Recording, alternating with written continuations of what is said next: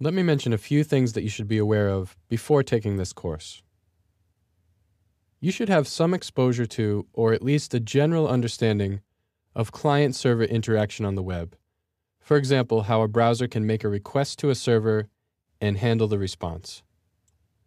You should also have some experience with HTML and JavaScript. Finally, you should have some knowledge of the basic concepts behind object-oriented programming.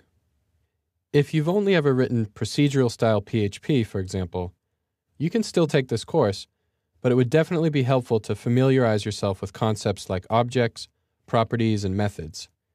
You might want to start by reviewing the answers posted for this question on programmers.stackexchange. Aside from those things, in order to install Visual Studio and follow along, you'll need to be running Windows 7 with Service Pack 1 or Windows 8 or higher. All other software that's used in this course can be downloaded and installed for free. If you have a premium subscription with lynda.com, you'll have access to the exercise files used in this course. You can download and unzip the files on your desktop. In each chapter of the course, we'll be looking at one or more Visual Studio projects. You'll see a folder for each chapter, inside of which will be 2 folders for each project we'll be working on in that chapter. One will reflect the state of the project at the beginning of the chapter, and another will contain all of the changes that we'll make to it throughout the chapter. The latter will have _final appended to the folder name. Inside this folder is a Visual Studio solution file and several related project folders.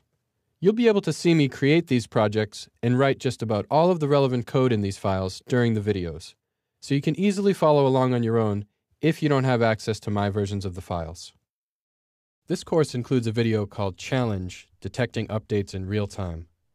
A challenge is a quick activity that gives you a hands-on opportunity to practice and master what you're learning. I'll describe your core objectives for the activity and give you a rough estimate of how much time you should spend working on a solution. When you've completed the challenge, make sure to click the matching solution video to see how I solved it. In this video, I'll introduce ASP.NET and explain its relationship to the underlying .NET framework. We'll talk about what you can build with ASP.NET, some general features of the runtime environment, and then finally we'll discuss why you might want to choose ASP.NET over another web application framework for your next project. Some of you may be surprised to learn that the .NET framework is not synonymous with ASP.NET. When we talk about either of these two things, we sometimes just say .NET.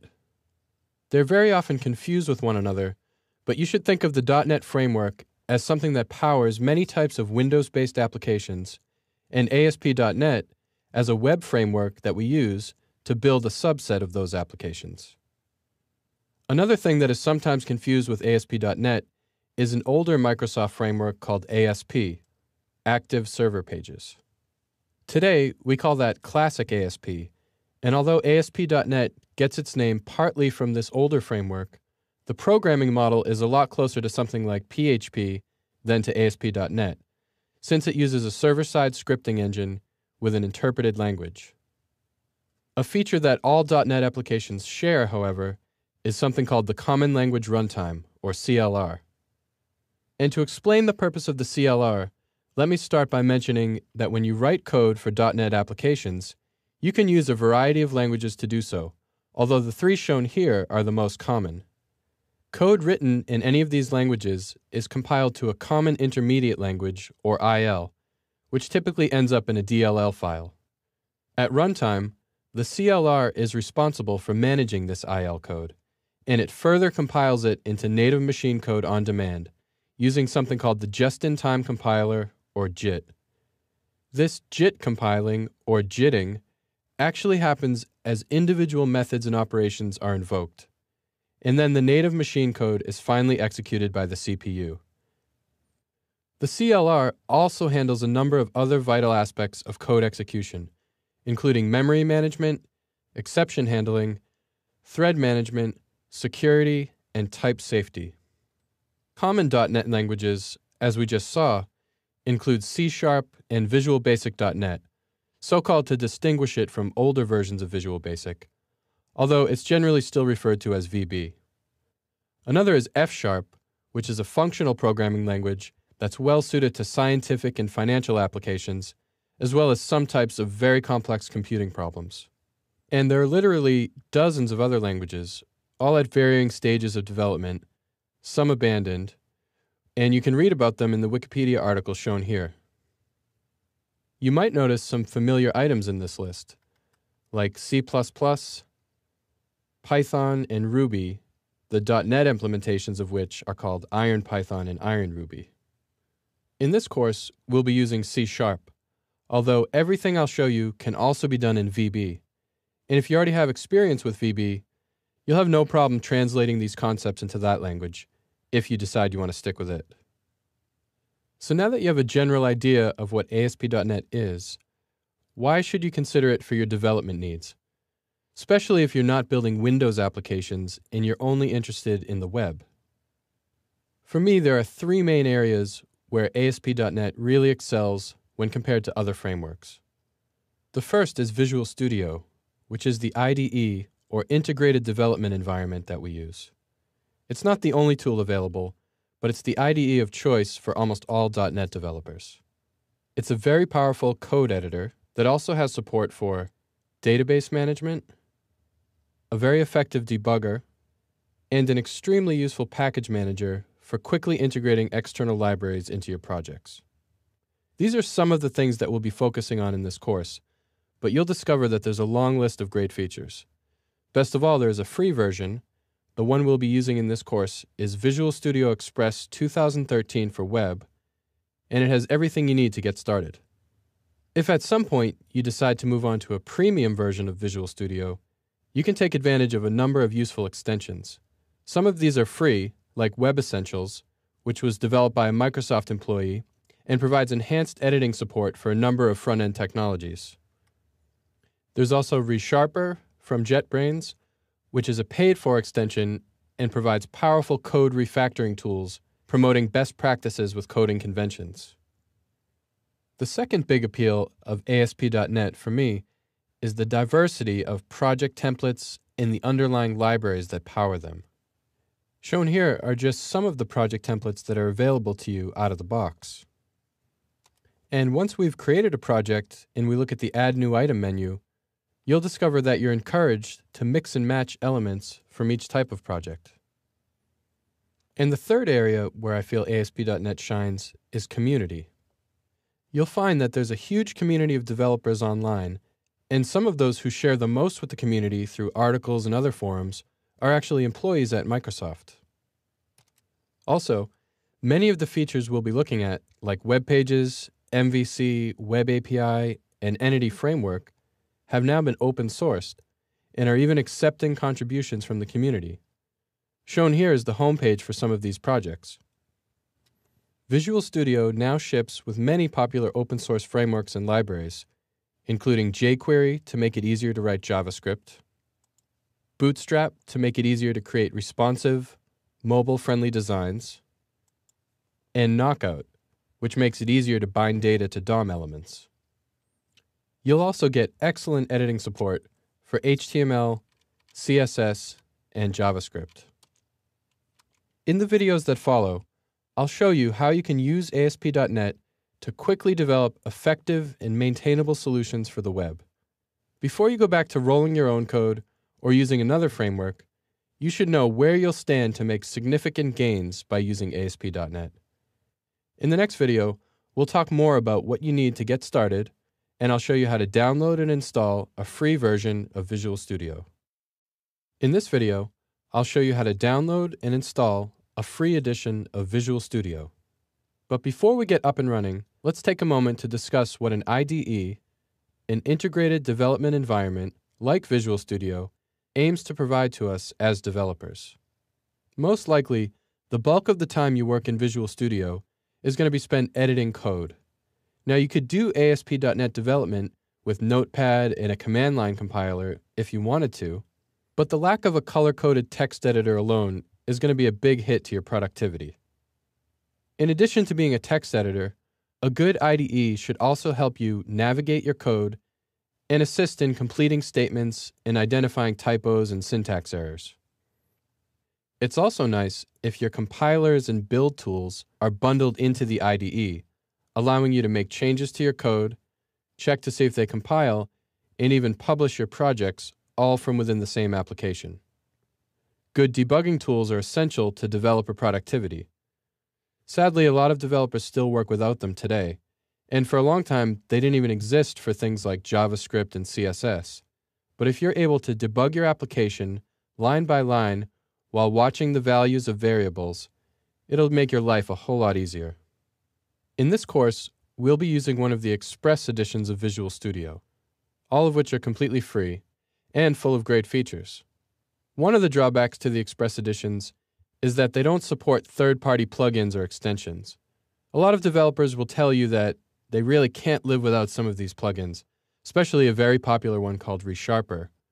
But others might tell you that you can become a stronger programmer without the hand-holding and help that some of these extensions offer. Another difference between the Express editions of Visual Studio and the paid-for versions is that the Express versions each target a single platform only. So you can't use one application to develop for the web, the desktop, Windows 8, and the phone like you can if you purchase a different premium version of Visual Studio. Finally, there are a number of other advanced features for debugging, testing, and analyzing your applications that aren't present in the Express versions, but which many developers and small teams seem to get by just fine without. So let's go ahead and download Visual Studio Express for web now. And instead of typing in this URL, you can also just search for Visual Studio Express 2013 for web. Depending on how you arrive there, you might be asked to sign in with your Microsoft account, which you can easily create if you don't have one. So on that page in the browser now, I'm going to click Download, and then select vns_full.exe because I don't want to unpack or mount an image file, and then click Next. And then I'm going to choose Run. You can agree to the license terms and privacy policy. It's entirely up to you whether or not you want to join the Visual Studio Experience Improvement Program, and then click Install.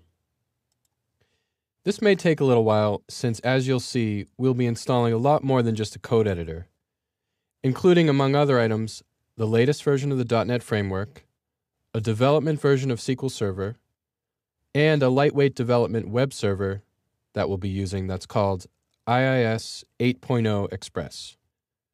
So if you're running the installer right now, you may want to pause the video here until the setup is complete, because I'll flash forward to that point now. When the setup completes, you can go ahead and click Launch, and that's all you need to do in order to get ready to start building applications with ASP.NET. In the next video, we'll learn our way around Visual Studio and look at some of the latest productivity features that are available in this version. Now we'll take a few minutes to get comfortable using Visual Studio and to discuss some of the features that can increase productivity and also just make web development more enjoyable. The first time you run Visual Studio, it may prompt you to sign in, but if it doesn't, you can always sign in the upper right-hand corner here. The benefit of signing in is that you can sync settings between multiple machines, and it can help you connect more seamlessly with other Microsoft tools. If you don't have a Microsoft account, you can create one for free. So on the Start page, we have a lot of options.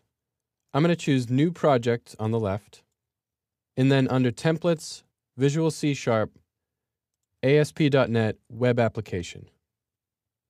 I'm just going to name this project Test Application, and I'll let it stay in the default location. If the Create Directory for Solution box is checked, I'll usually uncheck that since I'll just end up with more subdirectories that I don't really want. You can think of the solution as a container for all of the related components of whatever you're building, which could be multiple websites, web applications, services, or class libraries, among other items. So when I tell Visual Studio that I want to create a new project, I'm really creating a solution that contains a project to which I can add more projects and other items if I need to. You'll probably notice some references to source control and also project or team management. And while those are definitely important topics, They're both beyond the scope of this course, so we'll also leave Add to Source Control unchecked as well. And then we'll click OK. I can select from a number of project templates, and for now I'll choose the simplest one, which is the empty template. So our project has been created now, and we see the Solution Explorer showing our single project, which right now is pretty bare, aside from some configuration items and core library references. Like any of the windows, I can move this one around to any position I want, floated or docked. I can auto-hide it by clicking the pin, or I can remove it completely by clicking the X. If you find that you've closed a window that you want to use again, a good way to get back to it is by using the Quick Launch bar in the upper right. Notice that you can get there by pressing Ctrl-Q. And let's start typing Solution Explorer. The nice thing about the results is that they show you how you can get there using the main menu through View, Other Windows, Solution Explorer, and they also show you that the keyboard shortcut is Ctrl-Alt-L. So let's try that. And now we have our Solution Explorer back again. So I'm going to pin it, but I don't want it to take up so much room. Let's go ahead and add a web page to our application. I'll right-click on the test application project, select Add, and then HTML page. I'll just call it Index. It will add the HTML extension for me, and then I get a shell of a page with an HTML5 doc type. I'm going to add a header tag in the body. And you can see that as I type, I get a list of possible tags that I can use. If I want the one that's selected, I can hit Tab or Enter, and then when I close the tag, I get a matching end tag added for me. We get the list of possible tags thanks to IntelliSense, which shows me different ways I can complete my tags or code statements, and can speed up development time and reduce errors pretty dramatically. Now let's add another item to our project, which will be a CSS style sheet. Again, we right-click the project, choose Add, and then Style Sheet. I'll name it Style. The new file is open for me, and if I add a new style from my H1 tag for a class called Title, you'll automatically get a pair of curly braces once you type the left one. This feature is known as brace completion, although it also works with parentheses, square brackets, and single and double quotes. So I'll add a color property. Notice the IntelliSense at work. And then I'll do Ctrl-S to save. Then I can go back to my HTML page and just drag this style sheet to the location where I want it to appear. While we're up here, let's also add a title. Now, if I add a class attribute to my H1 tag, which I can do simply by typing the letter C and then hitting Tab or Enter, I get the equal sign and the double quotes. And you can see that it also does a very useful thing by suggesting that I might want to use the title class that I've just created, which it would also do with any other styles that I put in my style sheet, as long as they would be valid for that element. So imagine at this point that we decide we want to add the jQuery library to our application. Normally, you'd either have to download it manually, copy it from another project, or add a reference to a script hosted on a content delivery network. With Visual Studio, I can use something called the NuGet Package Manager, which is a very powerful tool for adding and managing references to both third-party as well as many of the Microsoft-authored libraries that we'll be using in this course.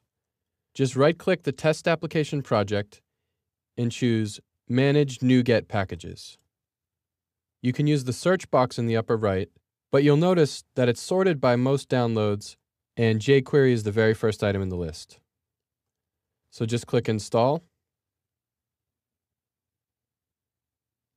and we're all set.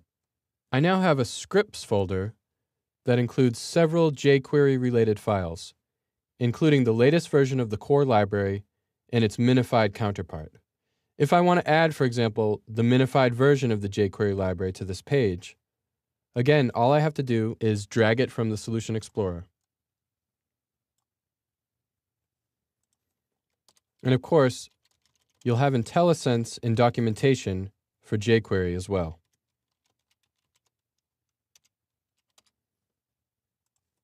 If I right-click in the editor, another option I have is to insert a snippet, which I can also do with Ctrl-KX. Let's look at the HTML snippets.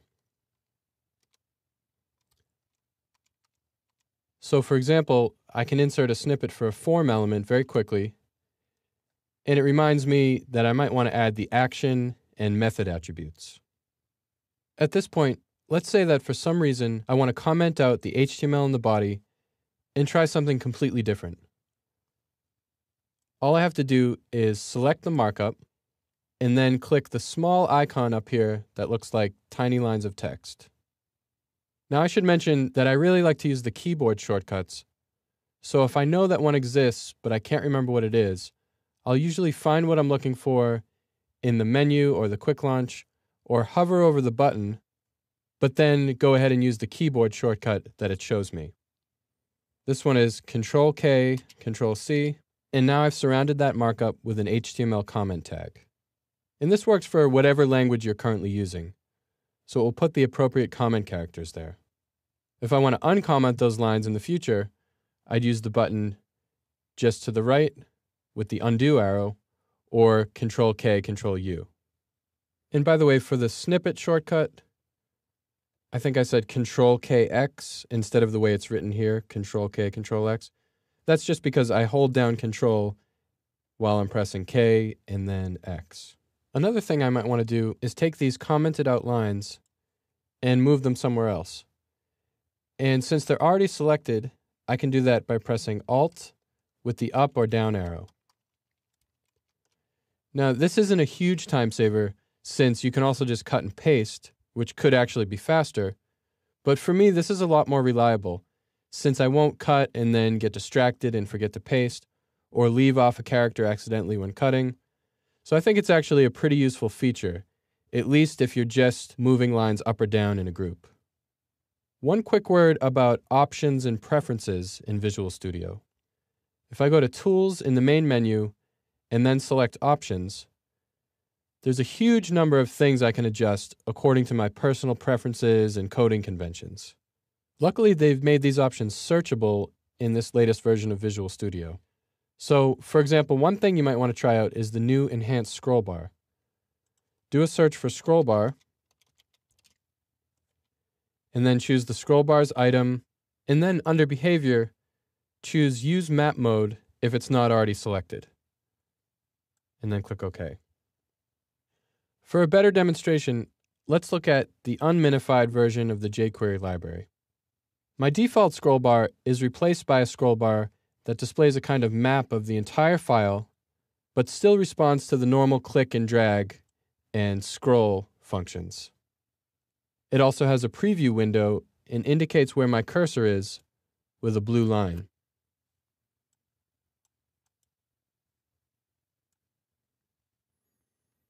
Now I'm just going to remove a curly brace at random. And you can see that the effect that has is it adds a red dot in the enhanced scroll bar map. So that indicates that we have an error there. Another thing that you can do with the enhanced or the normal scroll bar is pull down from the top to double up on windows. Now I get two scroll bars, and I can, for example, look at the top of the file in the top window and the bottom of the file in the bottom window. And that can be extremely useful when trying to do a quick visual trace of some code. We've begun to scratch the surface of the tools and features in this latest version of Visual Studio Express for web, and we'll see a lot more in the upcoming videos. I'd encourage you to explore more on your own now that you know the basic lay of the land. In the next video, we'll get a chance to actually run our first application on a web server. In this video, we'll take a look at how we can run and debug websites and applications using Visual Studio and a local development server. The Visual Studio Express installation that we performed also installed a web server called IIS 8.0 Express. IIS stands for Internet Information Services, and it comes bundled with Visual Studio Express for web. But unlike Visual Studio, The difference between IIS and IIS Express isn't a question of paid for versus free, and you can even install the full version from the Windows control panel. However, this is a more lightweight version that's specifically designed for developers, and it's already fully configured for running the ASP.NET applications that you'll build with Visual Studio. Each instance of IIS can have multiple processes, called worker processes, that run applications and handle web requests. Each worker process also loads its own instance of the CLR. There are multiple versions of the CLR, and they can be different from one process to another. So let's go ahead and run an application. So I'm back at my test applications index.html page. And if I right-click that file in the Solution Explorer, or if I just right-click on the empty space in the editor, I can choose View in Browser. Control-Shift-W gets me there as well. Right now, it's set up to open in Internet Explorer, but I can change that by going to the toolbar up here and clicking the drop-down arrow next to where it says Internet Explorer. You might notice one of the choices is Page Inspector. You can check that out on your own, and that's like a simplified version of a browser developer tools console, but one that you can use from within Visual Studio without launching a browser. For now, we'll stick with IE, and let's do Control-Shift-W to view the page in the browser. When that happens, my web server, IIS Express, starts up, and you can see that a random port number has been assigned to be used with this web application. In that way, you can run multiple applications at the localhost root without having any conflicts. If you needed to change that, you can go back to Visual Studio, right-click Test Application, choose Properties, and then Web, and under Servers, you can see that IIS Express is selected by default, and the project URL is the one that we saw in our browser's address bar. One thing I should mention at this point is that since this is just a static HTML page, there's not really any ASP.NET technology being used here to serve it up.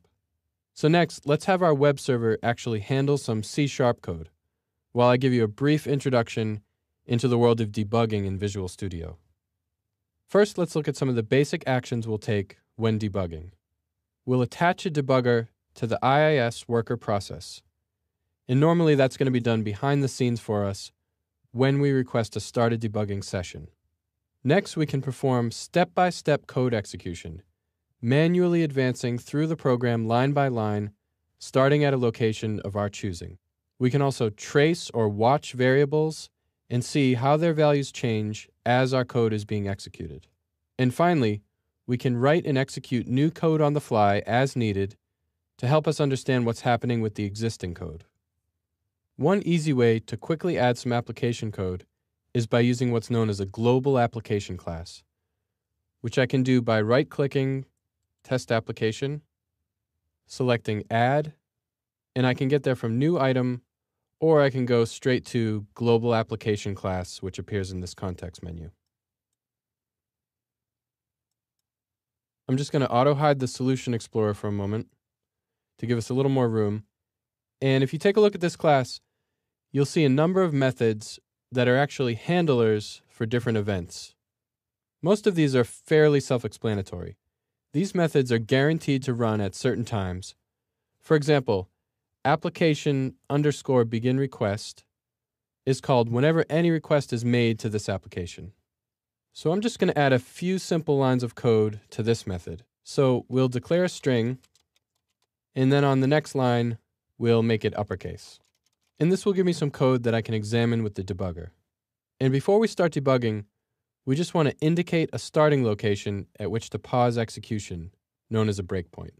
All I have to do to set that up is click in the left-hand margin to highlight the line and put a red dot there, known as a breakpoint. And by the way, now would be a good time to add line numbers if you don't have them turned on already. So go to Tools, Options, and you can just search for the phrase line numbers, and then under General, make sure line numbers is selected. To start debugging, all we have to do is press F5. This will auto-save for me, and we should see Internet Explorer open, but then we should be brought right back to the global class with the first line of my application begin request handler highlighted. And that indicates that execution is paused there on line 25. If I hover over my string, I get what's known as a data tip, and that shows me the current value of my variable. Notice that it's null because this assignment statement hasn't yet been executed. To execute that line, what we call stepping over the code, I can press F10. Notice that execution advances to the next line, and if I hover over my string now, it shows the value let's debug. Another thing I can do instead of hovering is add a watch on that variable, meaning I can keep my eye on it without having to manually inspect it with the cursor. If I select its name, right-click, and choose Add Watch, you can see it's added to the watch window below. You can also manually add variables here, or type entire statements to be executed on the fly. Let's hit F10 again, and you can see the value in the watch window change to the uppercase variant. At this point, I'd like to make some changes, so I'll have to stop debugging, which I'll do by holding down Shift and pressing F5. I'm going to close the output window, and let's look at how we deal with stepping over code when other methods are referenced. So we'll add a call to another method called getUserIP. Now you should be wondering where getUserIP is defined, and the answer right now is nowhere. That's why the squiggly line is underneath it to indicate that I have an error or an invalid reference. But you can right-click, choose Generate, and Method Stub, and now I have a working version of the method body. Let's have it return the client's IP address with request.userHostAddress. Now I'm going to press F5 to run this again with debugging.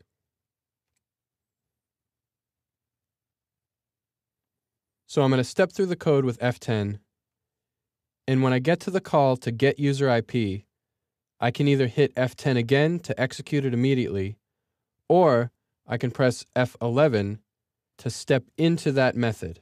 Once I'm in the method, I can execute the statements in getUserIP one by one with F10. And if it had more lines and I decided that I wanted to leave that method before stepping through all of the lines, I could step back out with F11. We've really just scratched the surface of the debugging and tracing features of Visual Studio in ASP.NET. But these are the basic tools you need to start investigating some of the more elusive bugs that you'll come across while you're writing code. In the next video, we'll create our first dynamic web page as we begin to integrate code and markup. In this video, we'll learn how to create dynamic web pages that include both HTML and embedded C# code using something called Razor syntax. We'll take a look at how ASP.NET differentiates between the two so that it can properly deliver the results of your server-side processing to your users. Finally, we'll learn how to use layout files effectively so that we can easily reuse common page elements like head tags, headers, and footers across multiple pages of our websites. From the Start page in Visual Studio, we can select New Website. Or if you don't have the Start page open, you can always choose File from the main menu and then New Website.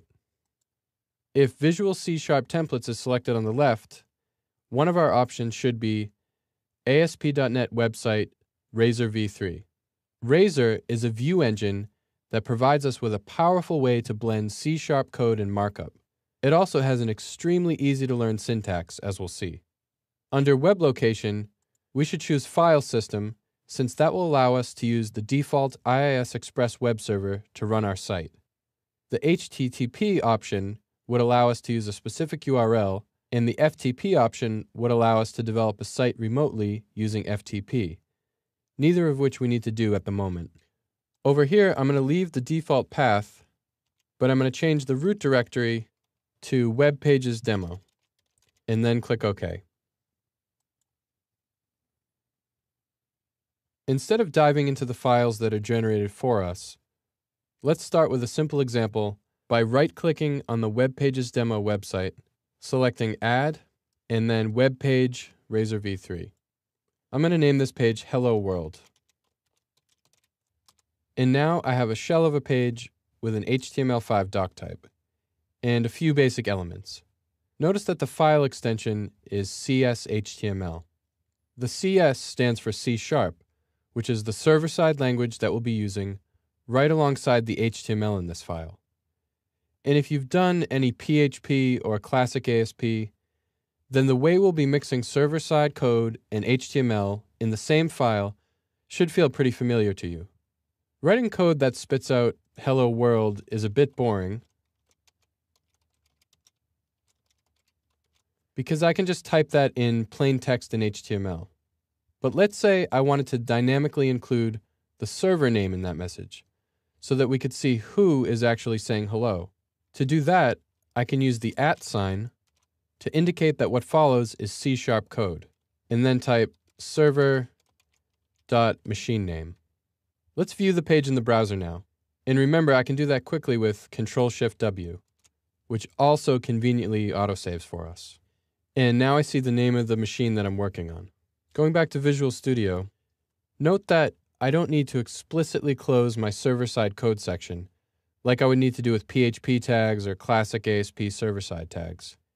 And I can put that exclamation point right at the end of the C# code, and the view engine is smart enough to know that I want the literal text there. If you're curious, you can find out whether or not it would get confused by an email address, but I'll leave that as an exercise for you. If I want to write something a little more sophisticated, something that has variable declarations or loops, for example, I'll need to enclose my code in curly braces, like this. Say, for instance, I have a generic list of strings that's made up of the names of my favorite fruits. I can declare it inside a Razor code block. I'm going to auto-hide the Solution Explorer, and let me show you one very convenient feature of the syntax is that even though I'm inside a code block, on the very next line, I can go right back to HTML and start a paragraph tag. And then I'll start an unordered list. And at this point, you might guess that I'm going to write a loop to create list items that contain the name of each fruit. To do that, I'm going to use another @ sign to signal that I'm switching back to C#, and then write a for each loop. So we'll say for each string f in fruits. Again, I can put plain HTML right inside the loop. But to indicate that I want to use the variable f and not the literal text f, I'll need to use one more @ sign inside the list item element. Let's take a look at the result, which we can do just by saving and then refreshing the page. There's no need to compile anything at this point, although we will be compiling C# code later in the course. One thing to be aware of is that although the view engine will recognize HTML tags inside a code block, it won't know what to do with plain text that isn't surrounded by HTML tags. For example, if I were to remove the paragraph tags around favorite fruits, you can see the squiggly lines that appear underneath it, which means I have a syntax error. The solution, if I really don't want the paragraph tags, is to wrap this in a text element. This tells the view engine that you want to render the contents as plain text. If you're wondering if I really need to wrap everything in the outermost code block, the answer is no. I just did that to show you the flexibility of the syntax. But the list declaration does need to go inside the curly braces. So if we put only the list declaration inside the code block, then we'd want to remove these text tags here. But that would be equivalent to what we had before. Another basic thing that you should be familiar with when it comes to Razor views is layouts. Let's take a look at one of the files that was generated when we created the project, default.cshtml. You can see at the top of this file, we have two string variables that are actually properties of the web page base class. So we have those assignments in the code block there, and then we have a section element that appears inside a code block that uses the section keyword, which means that it will be matched with a placeholder called featured in the layout file. In fact, the placement of all of the elements on this page, which is called a content page, are going to be determined by the layout file that's referenced above, which is where all of the remaining elements of our HTML document will be found. so things like head, body, and footer. Let's open up the file that it references, which is also in the root directory. You can see the rest of the markup and code that will be involved when the page is being processed. In the title tag, we see razor code to display the page title that's set in any content page that uses this layout. And I would probably remove that static portion, the -myasp.net web page. That way I can have full control over the title tag from within each content page. Also, you can see that right out of the box with ASP.NET web pages, we get jQuery, jQuery UI, and Modernizer. Modernizer is going to allow us to use HTML5 features in older browsers. And if you feel that you don't need any of these things in the main template, you can certainly pull them out and then add them to individual pages as needed.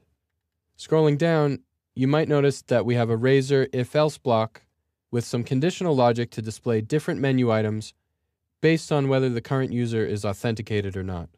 Toward the bottom of the file, I have a call to the render section method. And the purpose of this one is to insert the featured section from the content page at this location in the layout. Note the second parameter, required, is false. That means we can just ignore that section if it's not defined in the content page. And when I say we, I really mean the server that's processing this page. We also have a call to the render body method. That will output everything in our content page that's not defined as a section. To help you visualize how these two files interact, let's look at them side by side. I can do that by going to Window in the main menu and then choosing New Vertical Tab Group. And then you can see how the page is composed from these two files. Let's look at the default page in the browser. At the top, under the header, you can see how the featured section is rendered, and then underneath, you can see the body of the page. The placement of the featured section in the content page doesn't matter. For example, I could add some markup above it. And let me save and refresh that. And you can see that it gets included with the rest of the body below the featured section. Two more content pages that were generated for you are About and Contact, which both use the same layout file as default. Neither of them has a featured section, and the use of the layout file allows the content page files to be very compact. Now you've been exposed to the basics of using server-side code in your web pages using the flexible Razor syntax, including how layout and content files work together. As your knowledge of ASP.NET and C# grows, you'll be able to add all kinds of server-based functionality to your pages using this lightweight approach. In this video, we'll talk about another way to organize code and markup using what are known as web forms and web server controls.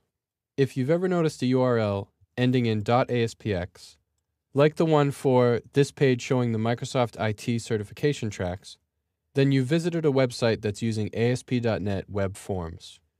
Web Forms is one of the older tools for building ASP.NET websites or applications. ASP.NET MVC, which we'll talk about in an upcoming video, certainly has a better reputation today, but web forms are still widely used, still under active development, and still effective for a lot of scenarios. I'll try to give you a general idea of what it's like to develop a web forms application and what some of the potential benefits to you are. In Visual Studio, if I go to File and choose New Website, under Visual C# Templates, I can select ASP.NET Web Forms Site.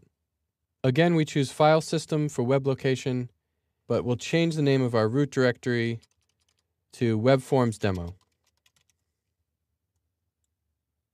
Let's just ignore everything in the Solution Explorer for a moment, and we'll add a new web form.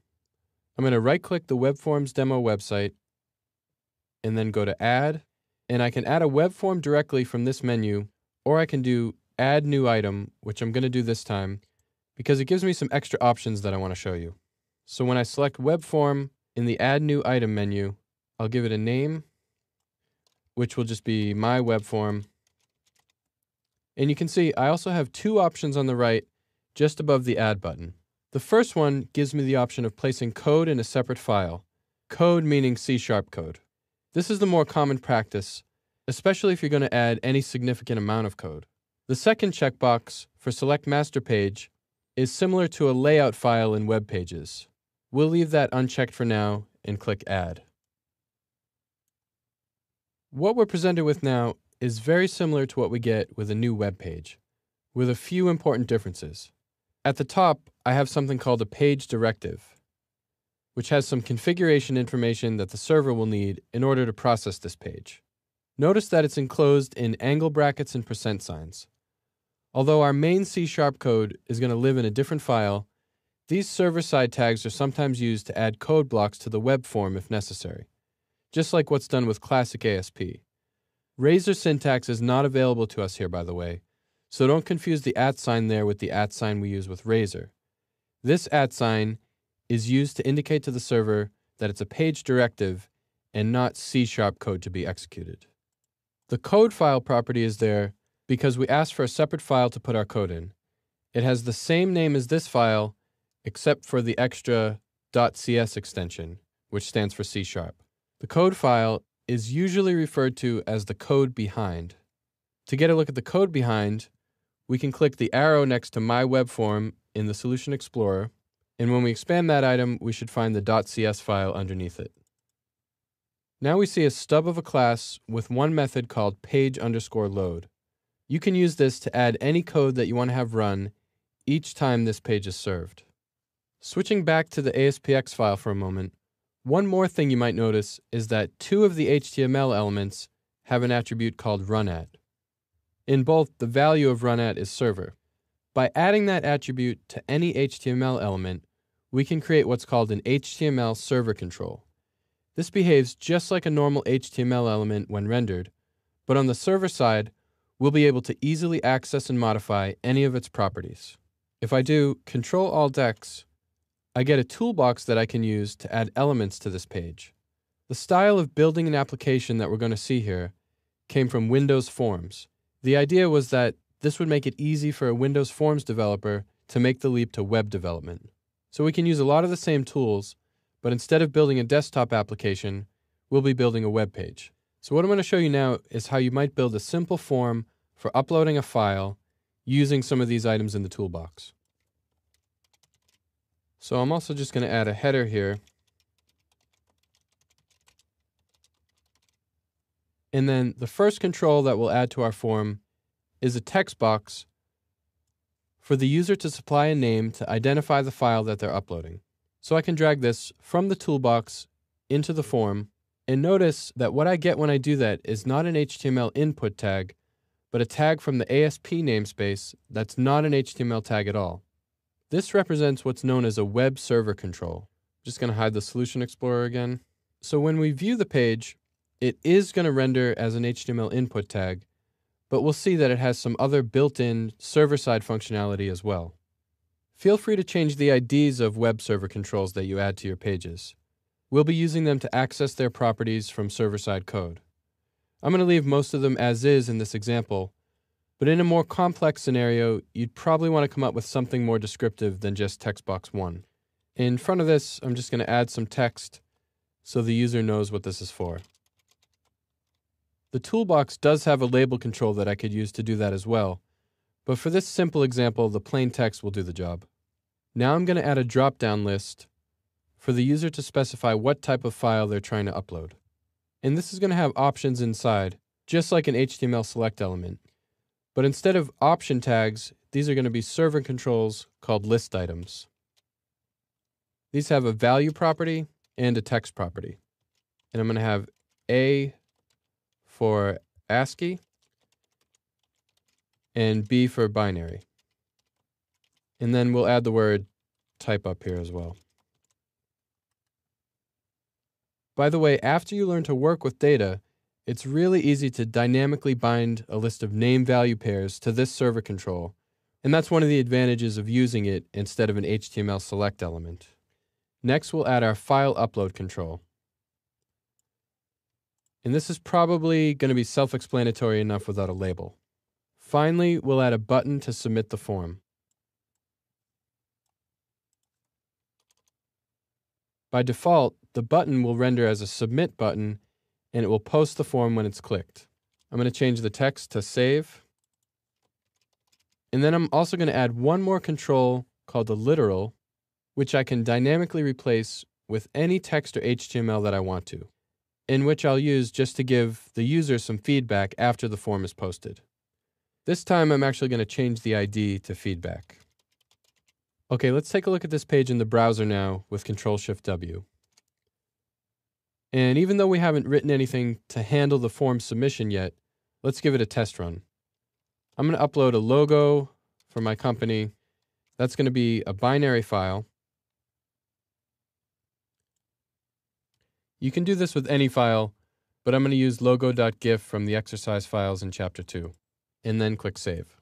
So the page gets posted, and you'll notice that when it's reloaded, the submission name, logo, and the type selection, binary, still show those same values that I entered. That's because of a mechanism at work called view state.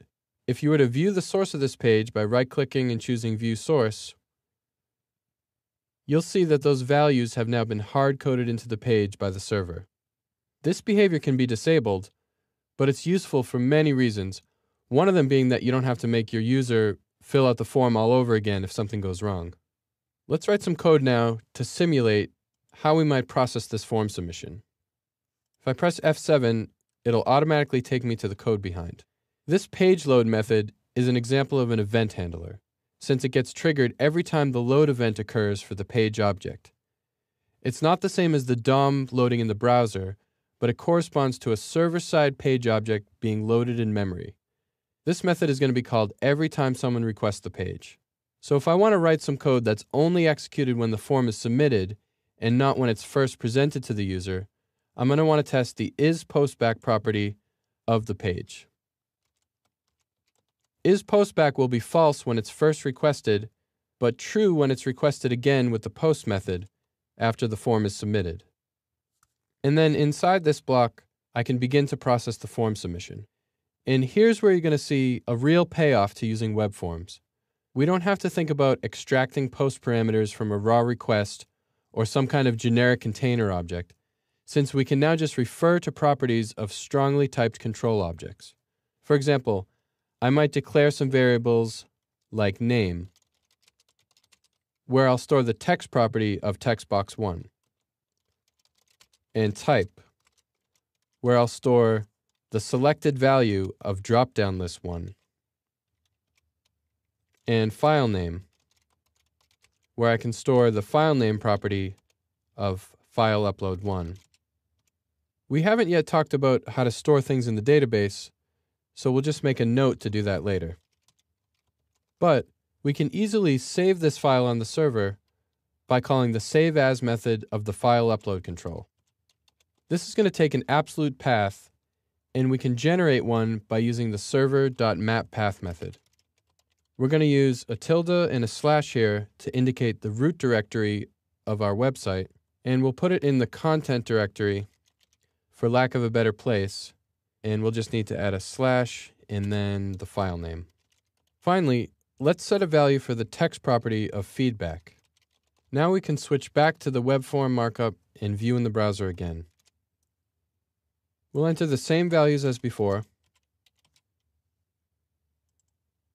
and you can see that this time I get my success message, and let's also verify that the file was copied into the content folder.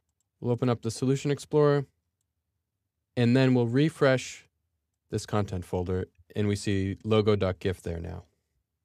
Another way we could have done this without testing the isPostback property is by writing a handler for the button's click event. And I want to show you this quickly because event handling is actually a big part of web forms development. So inside the button element, I can add an onClick property, not to be confused with the HTML onClick attribute, because it's going to refer to a server-side method rather than a JavaScript function. I can choose Create New Event, and it shows me button1_click. Switching to the code behind with F7, you can see that what it did just then was to set up a method to be called whenever that button is clicked. So instead of putting this logic in page load, I can move it to the button1click handler and get rid of the if block. And then if I run it again, the result should be exactly the same. So that should give you a pretty good idea of what web forms development is like. In the next video, we'll start to build an MVC application, which will continue to develop throughout the rest of this course. In this video, we'll explore some of the ideas behind the architectural pattern known as MVC. MVC stands for Model View Controller, and it offers a way to separate an application into those three main components, which are related to data, UI, and request processing, respectively. The pattern's been in existence since the 1970s, but there's been an explosion of interest in MVC in recent years because of the popularity of frameworks like Ruby on Rails, Django, and a lot of PHP frameworks that make use of it in some form or another. Before we go any further, it bears mentioning that along with this explosion of interest has come a number of derivative patterns, and a quite heated debate, and sometimes a tiresome one, in my opinion, about which frameworks are actually implementing which variants of MVC. It seems that everyone can agree that models and views are good ingredients, but as for how those things interact with each other, and with the user, and whether we need more than one kind of model, that's a different story.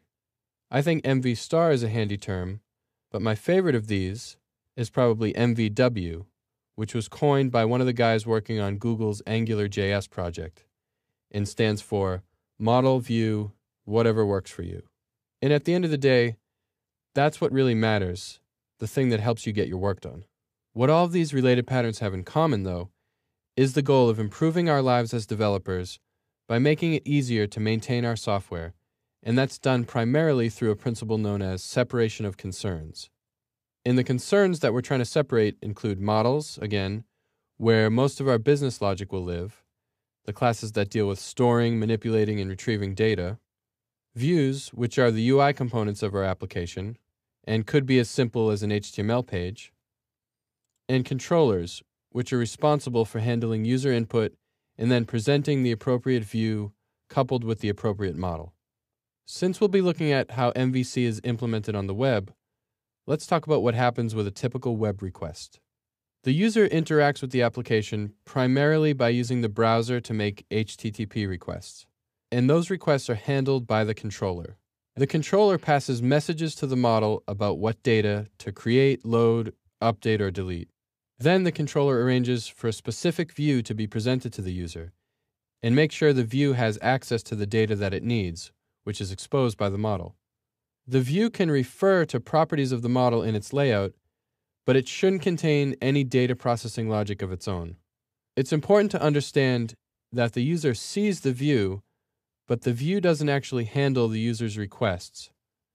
In fact, it's not even involved at all when we're just typing a URL into the address bar, for example. So the view is really just something that helps the user invoke the methods of the controller. In the next video, we'll see what all of this looks like in an ASP.NET MVC application and explore the folder and file structure that will help promote the principles of this pattern. We'll take a look at an ASP.NET MVC application whose development is already in progress with some very basic scaffolding. And I'll try to give you a sense of how easy it can be to add new functionality once we're using this pattern. The point that we'll be starting at is actually very close to what you get out of the box when you choose New Project, ASP.NET Web Application, and then MVC. And that's basically some scaffolding that includes a home page, an about page, and a contact page. So this project is in the exercise files, Chapter 2, Explore California, and I'm going to open the Explore California solution. Because this is an MVC application, the content for those pages that we just saw is going to be kept inside the Views folder by default. And those three basic pages are kept in a subfolder called Home. So one thing I've already done, obviously, is just filled in some of the HTML content on those pages. And the reason why these files just have HTML fragments is because just like the web pages that we looked at in the beginning of this chapter, they're used in conjunction with a layout file. The layout file, also being a UI component, is going to be kept in the Views folder, but in a subfolder called Shared. I've also made a few adjustments here to add my company logo. Notice some of the CSS class names used in the HTML. The layout that you get makes use of the Bootstrap front-end framework. And this is going to give you a very nice, mobile-friendly, responsive design. Okay, so let's imagine now that someone has asked you, as the developer for this tour operator company, to provide them with the ability to add new tour packages to the system. The first thing we would want to think about is the model and the data that's going to represent those tours. So if we go back to Visual Studio and open up the Models folder, you can see that I've already started doing this by creating a very simple class called Tour. For this example, our model class is basically just going to be an object with some properties that correspond to attributes of a tour. So I have a unique ID, a name, a description, a length, which will be the number of days that the tour lasts, a price, a rating, which is how difficult the tour is, and a Boolean value that tells you whether or not meals are included. After I've created a model, I'll usually create a controller next. First, let's take a quick look at the home controller that comes with this template to get a better understanding of how controllers work. The home controller inherits from the controller class and has some public methods that we call actions. The actions each return an instance of action result, and that could take many forms, like a simple HTTP status code, a file, a JavaScript or JSON response, or a view, which is what's being returned in these cases. By default, if the view method is called with no parameters, it will display a view whose name matches the name of the action, and the view will be found in the view subfolder that matches the name of the controller. For example, if I take a look at the index view in the home folder again and do Control-Shift-W to view it in the browser, you can see that the URL that corresponds to this view is /home/index. This follows an MVC convention of using URLs that specify controllers and actions, and then any number of other parameters, for example an ID, in that order, all separated by slashes. And if I click on About and Contact again, you can see that we're requesting the corresponding actions of the home controller. If I click on Home one more time, notice that instead of using the /home/index path, it's not specifying a controller or action at all. And by default, it will use the index action of the home controller. If we go to the layout file for a moment again, you can see that instead of using anchor tags here, we're using an HTML helper method that creates the links for us if we give it the text we want displayed, followed by the action name, and then the controller name. So let's go ahead and add a new controller now that's going to allow the user to manage the tour packages. I'm going to right-click Controllers, choose Add, and then Controller. And if I choose MVC5 controller with read-write actions, that's going to generate some code for some basic operations that I know I'm going to need to define anyway. We do want to keep the word controller in the class name because when we invoke actions, which we'll do with a /tour/name of the action type of request, the first place the application will look for those is in the tour controller class by convention. And that process of mapping requests to controller actions is called routing.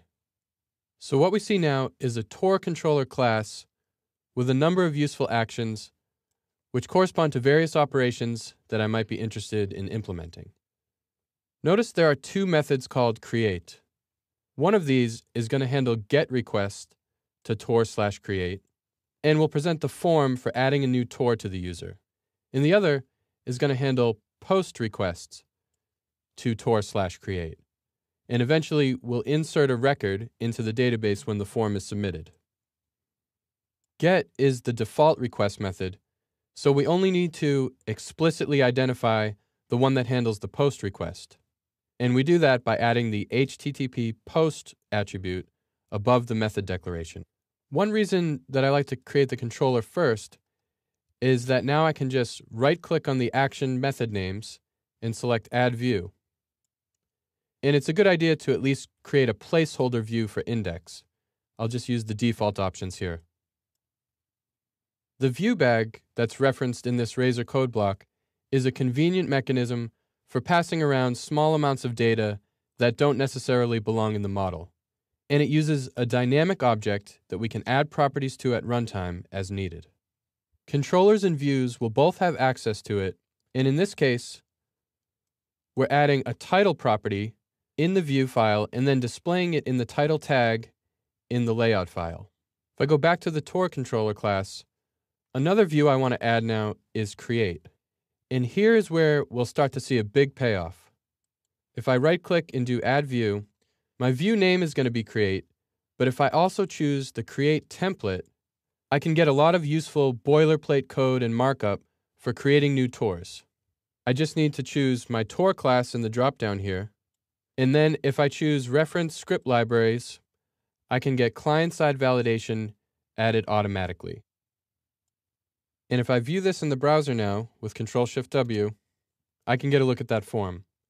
And you might remember that one of the properties of a tour was ID. And you can see that it's smart enough to know that I don't want to ask a user to enter that, since it'll most likely be generated by the database when we're creating new tours. So I've successfully created a form for my tour class, which is a view that's provided by a controller. We'll continue with our tour creation form from the last video and take a look at how to customize the client and server-side validation by adjusting our model properties. We'll also get a chance to see how the model is actually passed to the controller when the form is submitted. So in this form that was just generated for us, if we click Create, we get messages that say length and price are required. That might seem odd to you that it only complains about those two fields, but the reason is that the other fields in my model are strings, which can be null, and a Boolean, which is false by default, but length is an int and price is a decimal, neither of which accept null values. You'll have built-in server-side validation, but if you try to enter an invalid value for length or price now, you'll notice that what you're seeing is actually client-side validation, which is provided for us automatically using the jQuery validate library. If I want to change this behavior at all, I can do that by going to Visual Studio and editing my model class. We're going to use something called data annotations to do this. To use data annotations, I need to add a reference to the system.componentModel.dataAnnotations namespace. And I can do that very easily with the using directive. And once I have that, I can just add an attribute above a property like name, required, and that's going to make that field required in our form. Or say that I want to change the way the length or the includes meals labels are displayed. I can use the display attribute. This one takes some parameters. One of them is name. So I could change this, for example, to length in days, just to give the user a little bit more context for that field. And for includes meals, I'm going to do the same thing. And for that one, I'm just looking to add a space in between the two words. I might also add a second attribute to length called range.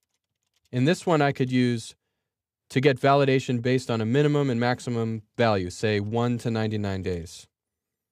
So this is going to give you both client-side and server-side validation for these things, which is pretty convenient.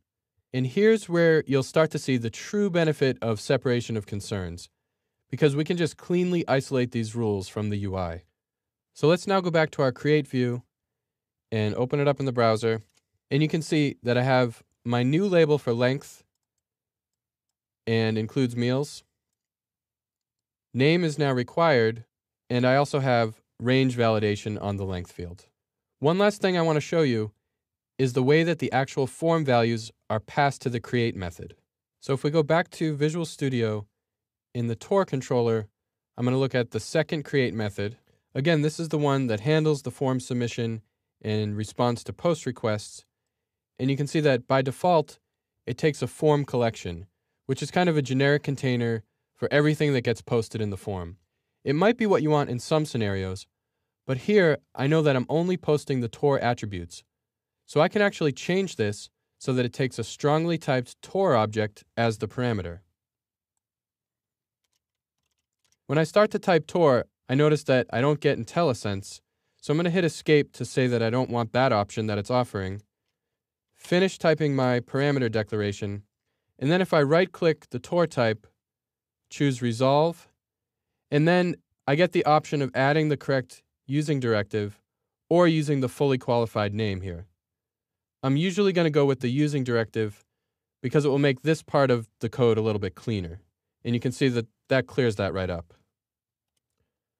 So what it did is just add a reference to my ExploreCalifornia.models class. So now it knows what a tour is. Next, so you can see this in action, I'm going to add a few breakpoints to the beginning of each create method. And if I go back to the create view and start a debugging session with F5, first you'll see that the get version of the create method, the one that doesn't take any parameters, is invoked. I'll hit F5 again to continue, and now I see the form loaded in the browser.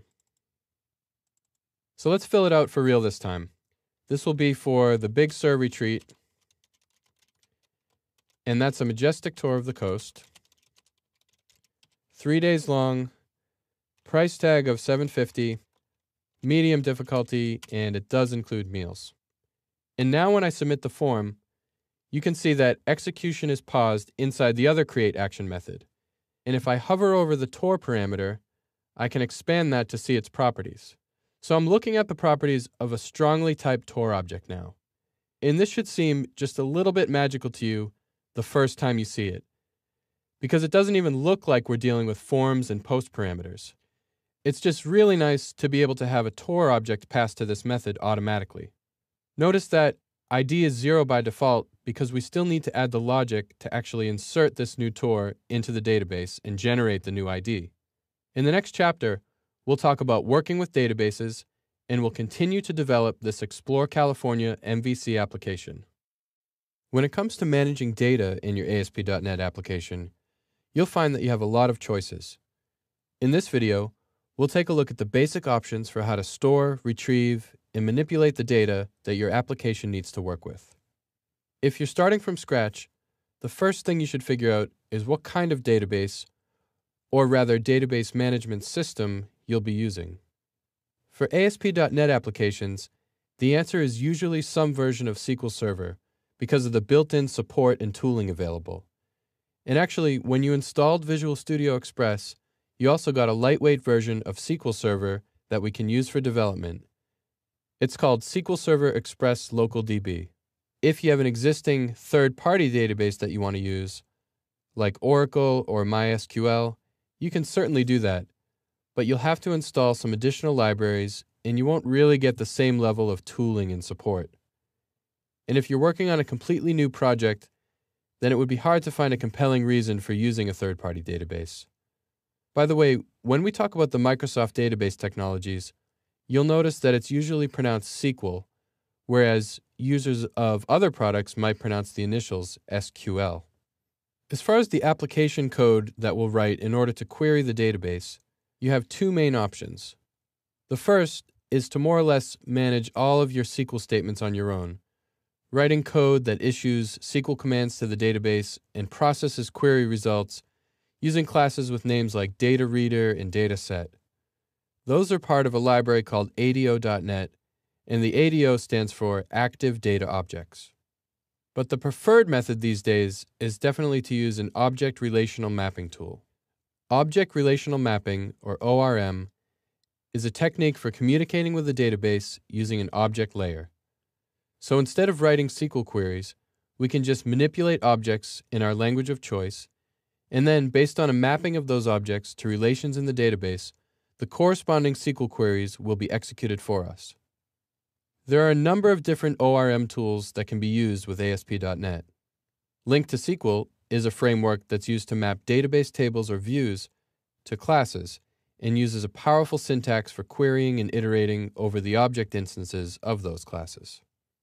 Although it's still supported and widely used, it's no longer under active development, and Microsoft's main focus in this space has shifted to the more sophisticated Entity Framework, which has actually now been open sourced.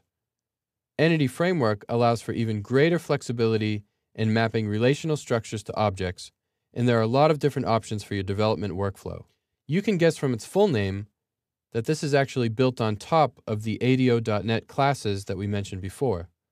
Link to SQL is as well, so it's not that ADO.NET is an outdated technology, but just a lower-level technology that still plays a very important role in ASP.NET and the .NET framework. There are also a number of third-party ORM tools.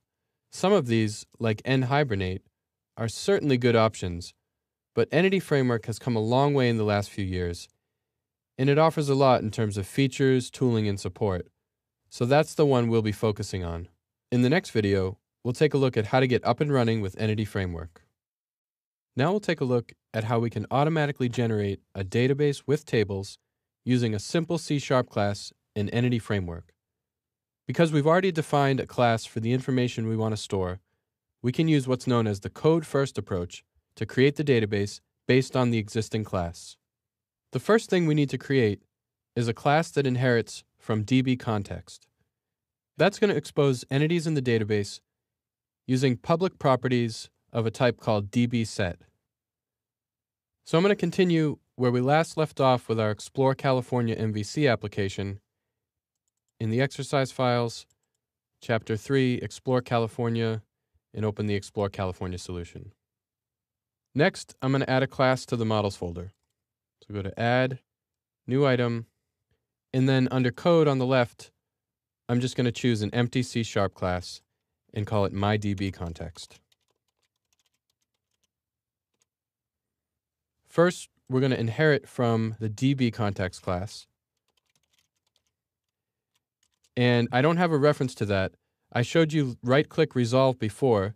You can also do Control dot or Control period and quickly add that using statement. So now we've added a reference to system.data.entity, and we can finish up this class. I'm going to add a constructor, and the constructor we'll simply call the base class constructor. The base class constructor takes a database connection string or a name of a database. Since neither of those exist, I can just put Explore California here, and it's going to configure that connection dynamically for me and create a database called Explore California when I run my application. And we'll also add one public property, and it's going to be a generic DB set that holds the TORs. We'll call it TORs. And when we eventually run the application again and create a new TOR, it'll be added to the TORs DB set, and that will have the effect of creating a new database which contains a TORs table that is based on our TOR class. And it will do that using SQL Server Express Local DB, which we installed along with Visual Studio Express. Now if we go to our TOR controller, we can add a private instance of our DBContext class. I'm just going to call it DB. And the rest is a piece of cake. In the create action, which I can get to quickly from this dropdown, the one that takes a TOR and is invoked for post requests, all we need to do now is add this TOR to the TORs DB set with db.tors.add, and then we'll call the save changes method on DB. Now we'll go to our create view and open it up in the browser. And I'm going to fill out this form once more for the Big Sur retreat.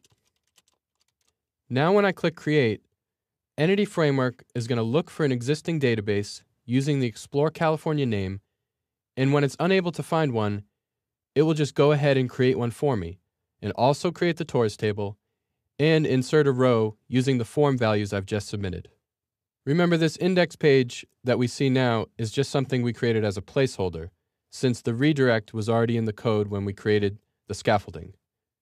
And at this point, you're probably wondering how we can verify that anything at all just happened. And we'll do that in two ways. First, let's take a look at the database. By default, the database will be created in the app_data folder, but it won't be automatically added to the project. So we can only see it if we click this Show All Files button up here. If I double-click the database file now, it'll open it up in the Server Explorer window. Expanding the Tables folder shows that it did create a TORs table, and if I expand that, I see that it has all the columns I need, and notice that it was smart enough to make my ID property a primary key. And finally, if you right-click the TORs table, you can either do a new query or just show the table data. And you can see that the new record was inserted. So that's pretty cool how much happened behind the scenes just now. Another way we could have verified that we'd successfully inserted this data is to display it on a page. I don't yet have a page that does that, but now that I have my database context set up, I can regenerate my controller with a complete set of views for all of the basic create, read, update, and delete operations. And if I right-click Controllers and choose Add Controller, this is an option that you may have noticed when we were creating the simpler version of the controller, MVC5 Controller with Views using Entity Framework, and click Add. I'm going to give it the same name as before and let it overwrite the existing one. Again, choose Tor for your model class and MyDB context for the data context class, and click Add. And we're going to allow this. So now let's take another look at Tor controller. We'll make some space. So now we see a little bit more logic in these fleshed out action methods. And if I go to the index view and open it up in the browser, I can see the Tor that I created. And let's make sure we can create another one, which we can do by clicking this link here. This is going to be for the Channel Islands excursion. That's just a day trip hike. And this one is easy and no free meals. And I can also do edit or delete. We've now seen a little bit of what Entity Framework can do using little more than the simple model and DB context classes that we created. If you decide to use this code-first approach for your development needs, you'll be glad to know that Entity Framework also features a convenient mechanism for updating your database with any model changes you might have to make. This is known as code-first migrations. In the next video, we'll take a look at the reverse process of what we've just seen, which is database-first development. In this video, we'll take a look at another kind of development workflow with Entity Framework called database-first, in which you have an existing database that you want to work with and develop a new application around. To demo this workflow, we'll create a new MVC application. So choose ASP.NET Web Application. I'm going to call it Database First. Click OK, and then choose MVC from the templates. Once it's ready, I'll open the Server Explorer with Ctrl-Alt-S. If you forget the keyboard shortcut, you can also find this under View Server Explorer from the main menu. And your backup plan, if you forget that, is the Quick Launch bar, which will also remind you what the two other methods are. Now, if we right-click Data Connections and choose Add Connection, I'm going to want to specify my instance of SQL Server Express LocalDB. And the way I do that is with localDB in parens, followed by a /v11.0. And then under Connect to a Database, I'm going to choose Attach a Database File. And if you have access to the exercise files, you can find this in Chapter 3. It's explorecalifornia.mdf. Otherwise, you can use the database that you generated if you were following along with the last video. The logical name here is like an alias and not really necessary for this example. So I'm going to click OK. Then expand the database, expand tables, and if you right-click the Tors table and do Show Table Data, you can see that I've added some more Tors here to make our example a little more interesting. Another thing I've added is a related table called Ratings. Let's take a look at that one. This stores the difficulty rating types. So instead of storing easy, medium, and difficult as strings in each row of my Tors table, I'm now just storing a rating ID there. This cuts down on storage space and also helps to normalize the database. So in the database-first approach, what I'll want to do next is add what's called an entity data model. I'll click on the Models folder, go to Add, and then I can go right to ADO.NET Entity Data Model in this context menu. And let's call it Explore California. We'll choose Generate from Database. And basically, what we're going to be doing here is requesting that an ORM an object relational mapper, be created for our application. To be consistent with our last example, let's change the connection settings name to myDBContext. That name will actually be used for the DBContext class that's generated, as well as a connection string that will be stored in the web.config file. Here we're being asked if we want to add the data file to the project, and that's fine. The only objects we're concerned with are the tables, and I'll leave the rest of the default settings.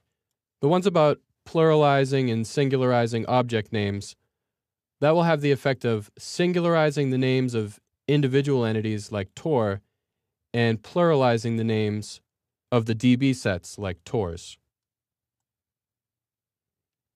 Now I see a designer view of my entity data model, which I could alter if I wanted to.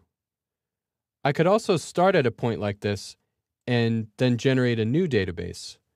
And that's what you'd do if you were doing what's called model-first development. If I click on the connector here, you can see that it's well aware that the rating ID of Tor is associated with the ID of rating, since there was a foreign key on rating ID in the database. Now we can actually go ahead and create a controller and some views. But before we do that, we're actually going to need to perform a build and compile all of this code that we've just generated. So far in this course, whenever we viewed something in the browser, Visual Studio would automatically compile our code if necessary. But to add controllers and views that are auto-generated for us, we need to make sure all of our compiled libraries are up to date first. So we can right-click the project or the solution and choose Build. And as long as that succeeds, we can go ahead and add a controller now. And you can see in the output window below that one project succeeded with this build. So now we can right-click controllers and add the same kind of controller that we added in the last video, an MVC5 controller with views using Entity Framework. Call it Tor controller. Again, select Tor for the model class and myDBContext from the data context class. And click Add. Now let's go to the Create view and view it in the browser.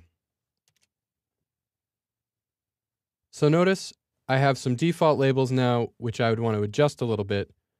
But one nice thing that's set up for me automatically is that rating ID dropdown, because the scaffolding engine is actually smart enough to know that I want to display the name field there from the related table. If I wanted to change that, I can find that logic in the controller. So you can see in the create action, it's adding a dynamic property to the view bag called rating ID. This is a list of name value pairs generated from the ratings DB set in the ID and name properties of those ratings. And then the view is going to be able to use that list to create the dropdown. We also have all of the pages for the other operations that we've seen before. We don't have the branding and the styling that we had with the last example, but we've come a long way in just a few minutes, starting only with a couple of database tables. On this index page, notice that the heading on the rating column says name. That's because it comes from the name property of the rating class. To fix that, remember we can just edit the rating model.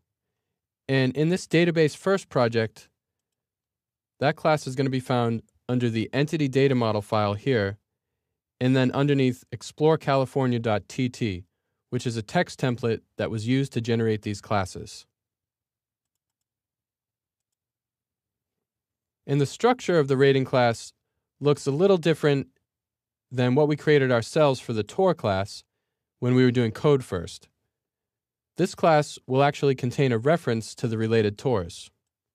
But we can do the same thing that we did before, just add a display attribute after referencing system.componentModel.data annotations.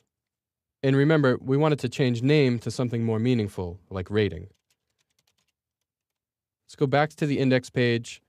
Remember, Control-Shift-W will auto-save and compile, and that clears up this column naming problem for us. So that should give you a sense of what it's like to develop an application where the database is the foundation, using the database-first approach with Entity Framework.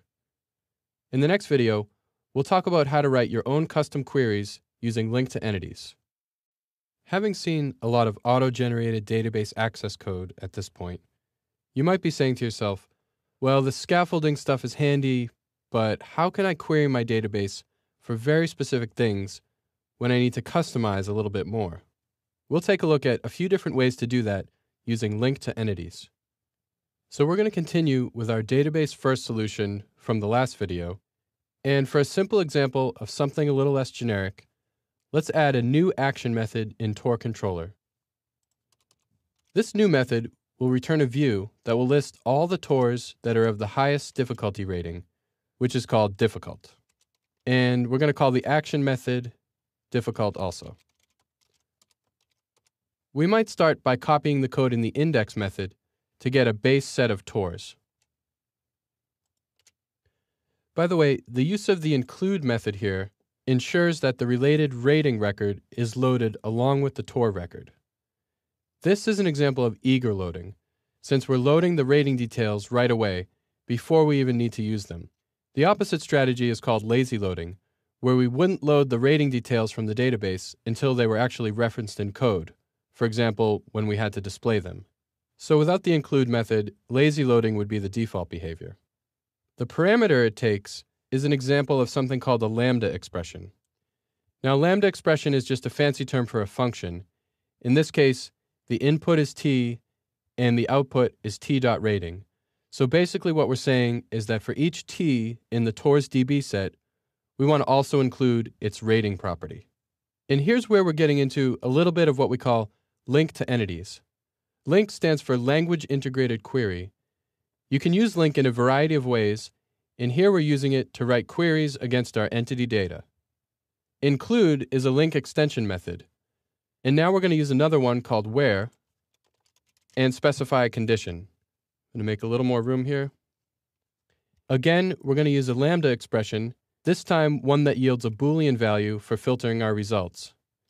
And we can say that we want t.rating.name to be equal to difficult. And if this becomes hard to read, I can even break it up into multiple lines like that.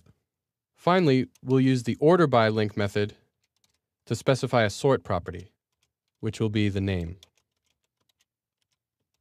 And let's just make this one consistent with the others.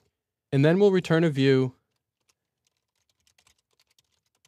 and we'll pass to it tors.toList, just like we're doing above.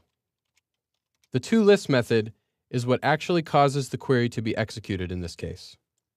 In other words, the Tors variable represents an expression and not the actual results of the query. When we call toList on it, we actually go to the database to get the results to make that list. This is known as a deferred query, since it's not actually executed until we need to do something with those results. Now let's right-click this action method and choose Add View. We're going to be using the list template because we have multiple Tors that are going to be displayed. Tor for the model class. My DB context is already selected for the data context class. So we click Add, and then we're brought to our new view. Let's go ahead and launch in the browser with Control-Shift-W.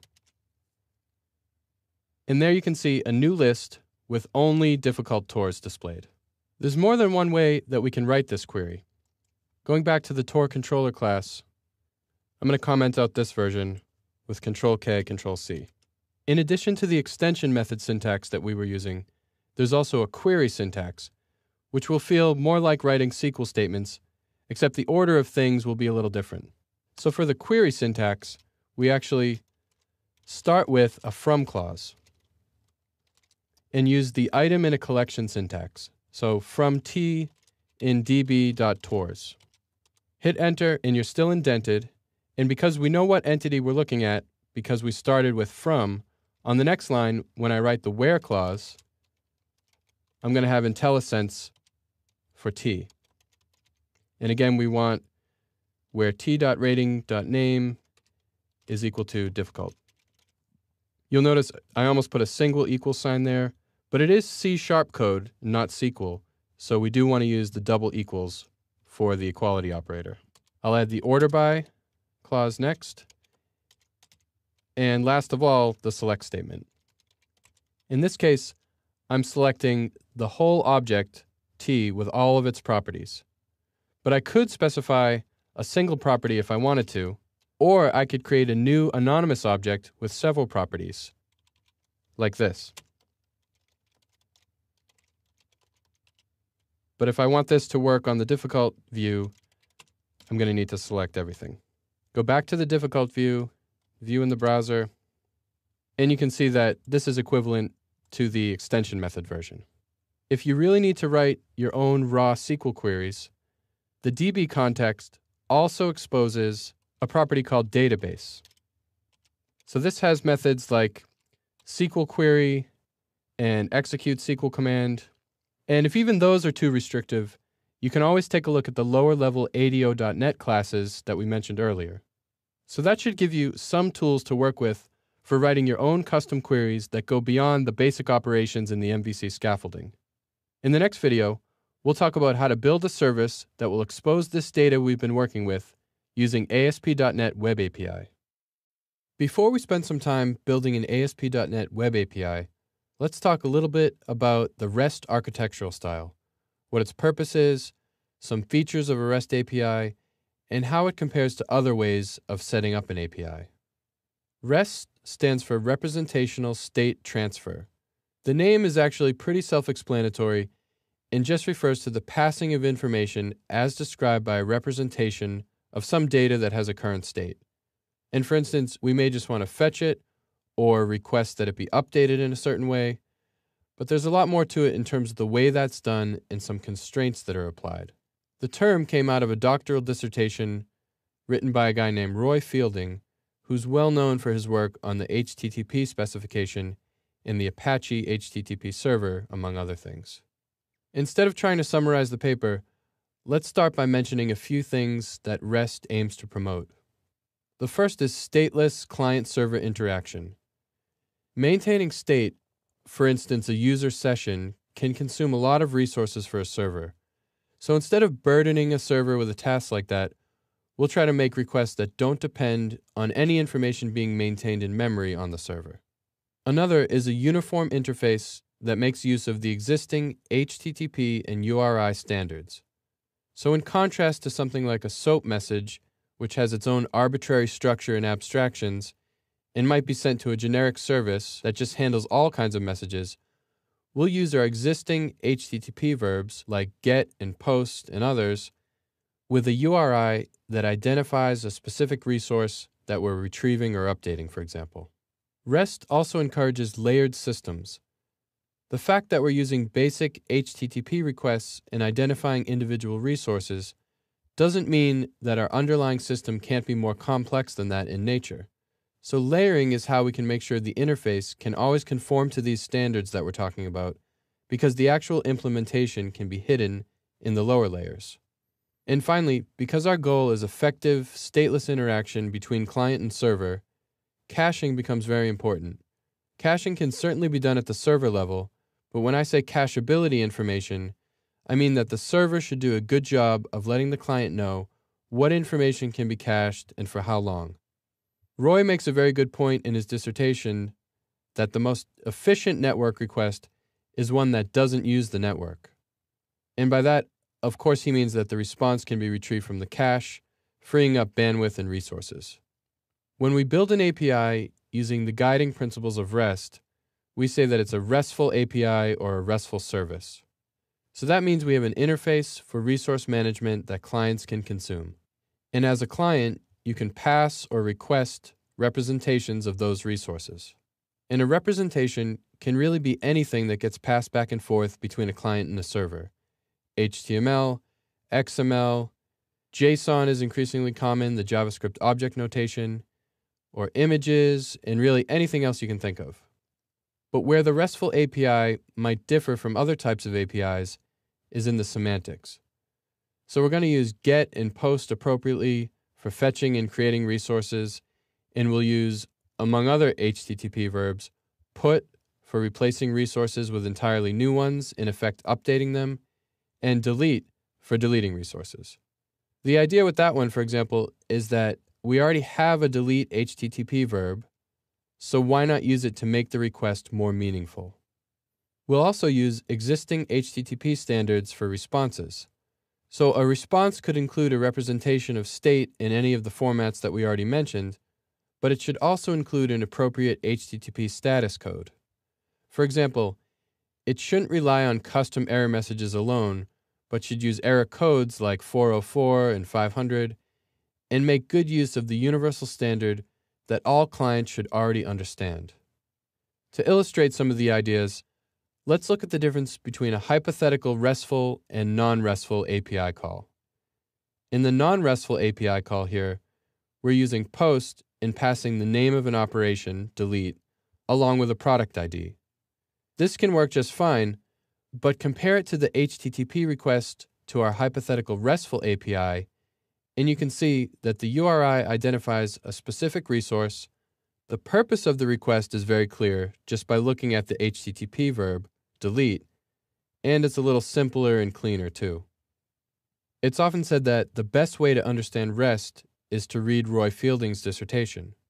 And if you're worried that you're going to end up like this guy while reading about REST, just know that it's actually a pretty approachable paper and not too lengthy. You can find it at this URL at the University of California, Irvine site. So that gives you a general idea of the main principles behind REST-based architecture. In the next video, we'll take a look at building an ASP.NET Web API that puts some of these principles to use. In this video, we'll add a RESTful web service to the Explore California solution in the form of an ASP.NET Web API.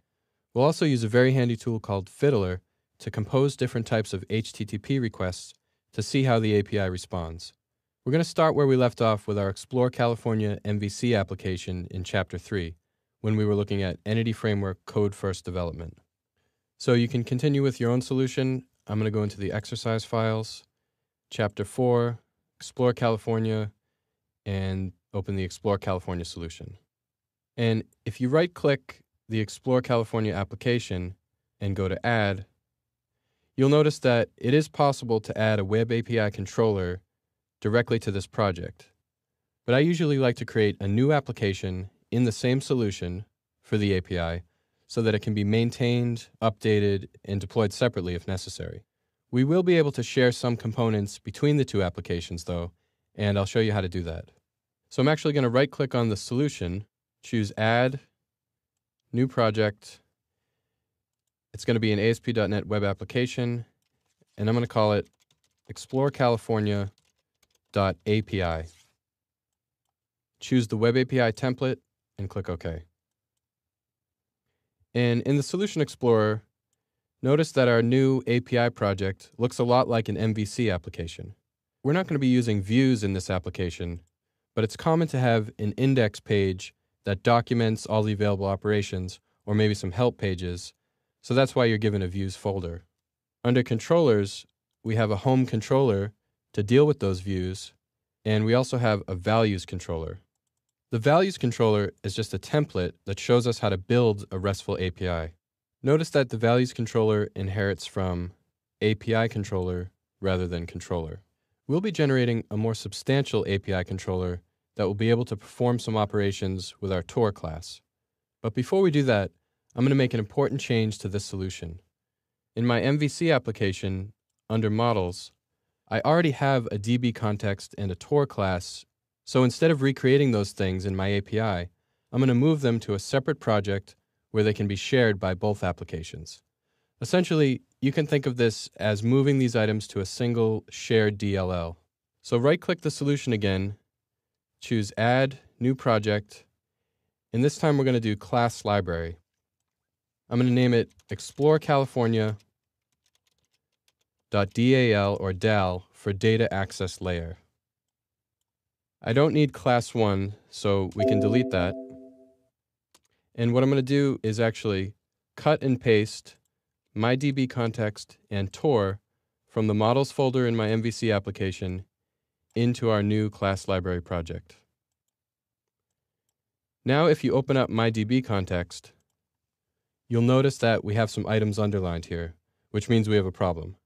The problem is that this Class Library project that I just set up doesn't include any of the Entity Framework libraries, like the starter MVC template does. But this is something we can fix very easily with NuGet. right-click the DAL project and go to Manage NuGet Packages. And you can either search in this box for Entity Framework, or you'll notice that it's already on the screen, the third item down. So click Entity Framework, click Install, Accept, and then we should be all set. So you can see now that those invalid references have been cleared right up. And there's one more thing that we'll have to make a small adjustment to. Because ExploreCalifornia.api is a separate application, it would try to create a new Explore California database in the app_data folder when we reference the TORS DB set. To make sure it uses the same database as the main application, we'll add a complete connection string to the DB context constructor here that will specify that existing database. So if I go back up to my MVC application, open app_data, double-click the database file, it should open in the Server Explorer, and if you right-click the database and choose Properties, under Connection, you'll have Connection String. And what I'm going to do is just copy this value right now. Now I can go back to my DB context class and replace Explore California in the constructor with that full connection string. It's going to get confused by these nested double quotes, but we can just remove those without any problem. And backslashes will need to be escaped, and we can escape all of them at once by putting an @ sign in front of this string. A cleaner and more flexible way to set this up would involve storing the connection string in the web.config file for each separate application, but this is a little simpler for a quick demo. And if you're looking at the final version from the exercise files, you'll have to adjust this to match the path of the project on your own machine. So after making all these changes to the projects, it's probably a good idea to make sure our solution compiles. So right-click the solution and choose Build, and that's going to build all 3 projects. So you'll notice a number of errors about missing types and references. Now that these items are in a completely separate library, I'm going to need to add references to that library to both of my applications. So clearing this up is a simple process. Under my MVC application, just click References, Add Reference, and double-click ExploreCalifornia.dal. And then same thing for the API. And then let's try to build the solution again. And in the output window below, you'll see that one built successfully last time, it was up to date, and my other 2 succeeded. So now we can go back to the API project and add a controller for managing TORs. Right-click Controllers, Add, and this time we're going to select New Scaffolded Item, and then Web API 2 Controller with Actions using Entity Framework. Since we're in a separate project, we can call it TOR without having any conflicts. Choose TOR for your model class, and MyDB context for the data context class. So this is going to give me some nice scaffolding with a lot of useful actions from my RESTful API. Notice the sample HTTP requests in that they take the form API/TOR for the URIs, and then /ID for those that reference a specific resource.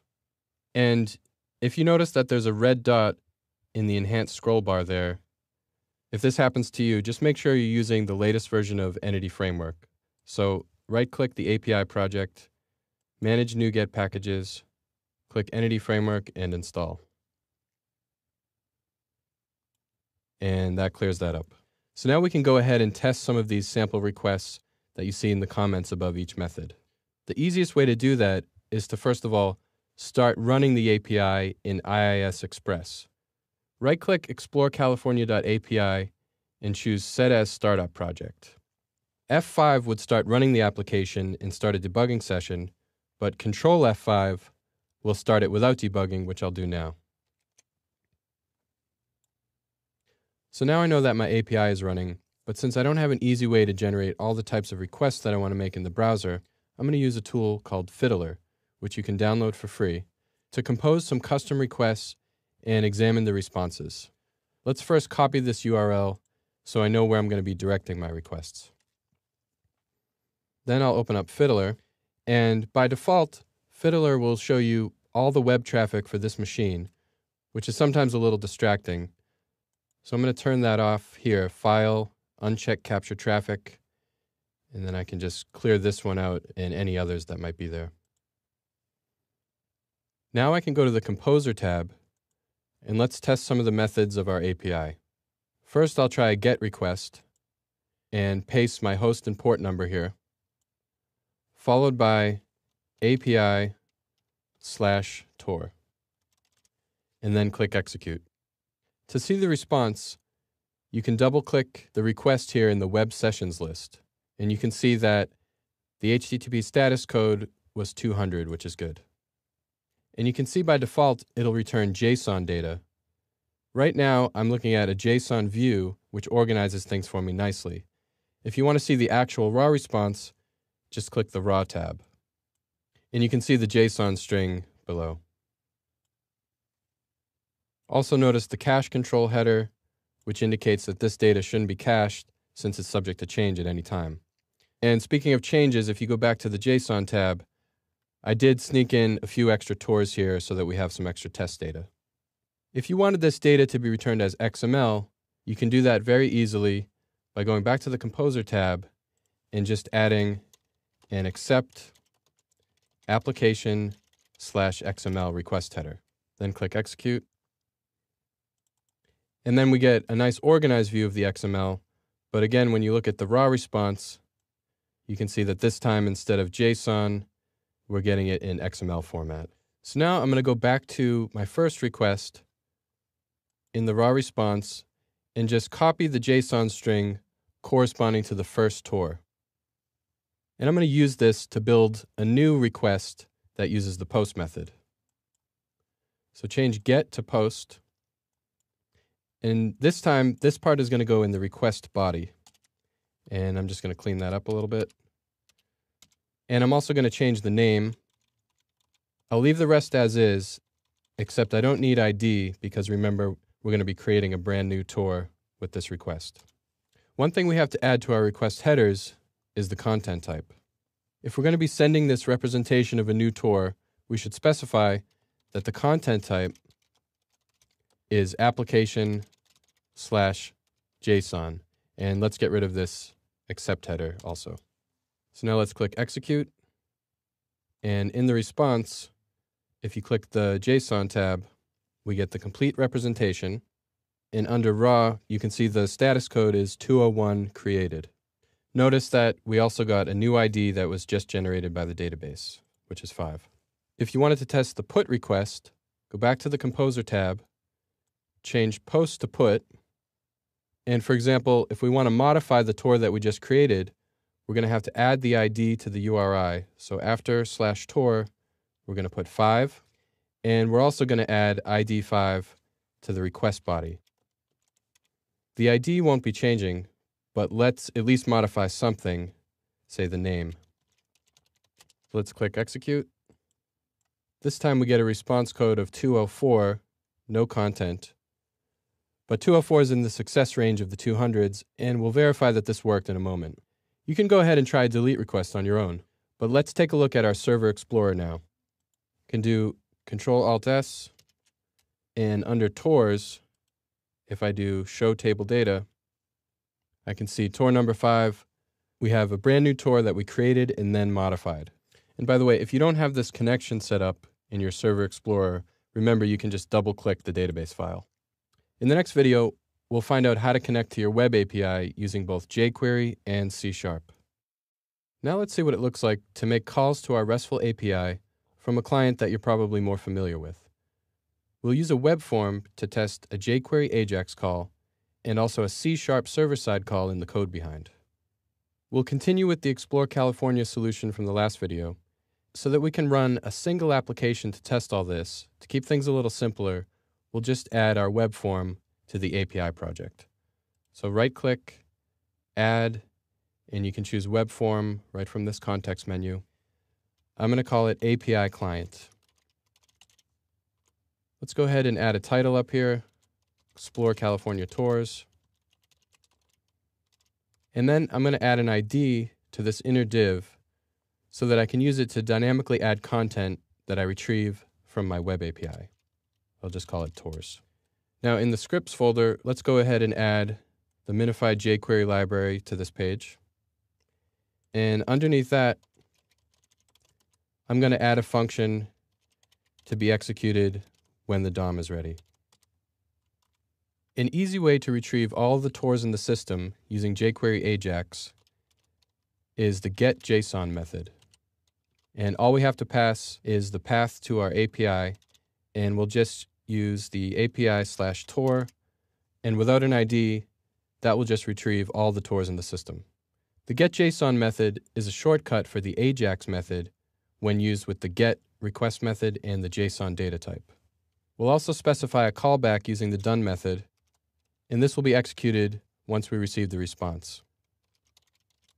The data parameter here represents the entire response that we'll get back.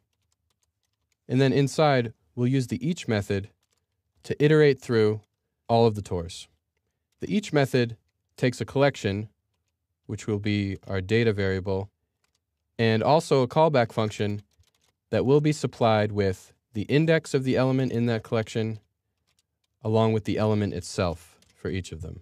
And I'll call that tour. Inside this callback function, we'll iterate through the properties of each tour. And we're just going to print them out along with a line break. And these are going to be appended to the tours div. So we'll have the property name, and then a colon, and then its value. Let's hide the Solution Explorer. And I want another plus there. And we also wanted to add a line break. After each tour's attributes have been displayed, let's add a line break in between each one. So now let's go ahead and view this page in the browser with Control-Shift-W. So now you see a simple list of all the tours. You can also do post, put, and delete with jQuery AJAX, but be aware that, in general, AJAX requests from outside this domain won't be allowed by your browser for security reasons. There are some workarounds and solutions for that problem, but in some cases, you'll just have to use server-side code to do it, which is pretty straightforward in .NET. Now let's go to the code behind by pressing F7, and we're going to create an instance of HTTP client. I'll put this in the page_load method.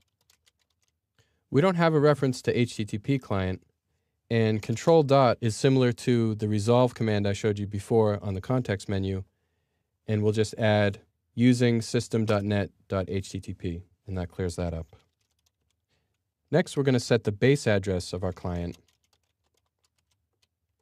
This is going to be specified as an instance of new URI, and we're going to pass the host and port number with HTTP appended to the front to set the base address for all of our requests using this HTTP client. Now I'm going to create a new instance of a tour, and control dot tells me that I need explore_california.models, and tour doesn't have a constructor that takes parameters, but I can specify the properties in curly braces like this. So we're just going to put in some dummy data here. And finally, we're going to call the post as JSON async method of client. And the fact that it's being posted asynchronously doesn't really matter to us too much in this application. We just want to test to see if our API works for posting new tours.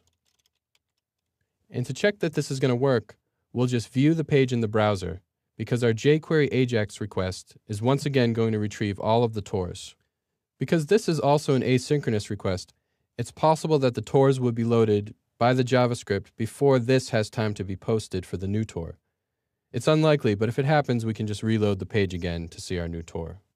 So let's go back to the web form, Control-Shift-W, and there we have our list of tours again, with the new addition that we created with an instance of HTTP client. So that gives you two ways to consume your API using two different types of clients. You might be wondering about security at this point, which is unfortunately outside of the scope of this video and this course, but in the Solution Explorer, under explorecalifornia.api, if If you look at this README file in the browser, you can check out the Secure Your Web API link to learn more. In this video, I'll present an overview of ASP.NET SignalR and talk about how you can use it to add real-time functionality to your web applications. So what is ASP.NET SignalR anyway? SignalR is a library for real-time web functionality that can be integrated with any ASP.NET application, and now enjoys full support in Visual Studio and even ships with the latest version of ASP.NET. It's ideal for any application that needs to send data to clients in real time without requiring an initial request to the server. Common examples would include notifications, chat, stock tickers, and games. It's incredibly simple to add SignalR to an existing application in order to create persistent connections that can handle messages between the client and the server in real time. The most compelling part of it is that your server code doesn't need to wait for a request from the client in order to talk to the client. It can just invoke a JavaScript function on the client, for example, whenever it wants to. Previously, this has been possible to do in some cases, but it required a lot more effort for a solution that was far less reliable. Like other real-time libraries that you may have heard of, like Socket.io, SignalR will intelligently choose from the best available technologies on both the client and server in order to deliver the most reliable experience to the user.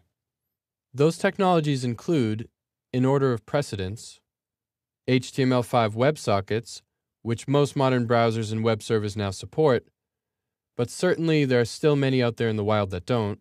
Next in line is server-sent events, where a connection to the server is left open for the server to push messages to the client, and that's available in most browsers except Internet Explorer. Older versions of Internet Explorer would use a similar technique called the forever frame that relies on chunked responses that keep the client waiting for them to finish.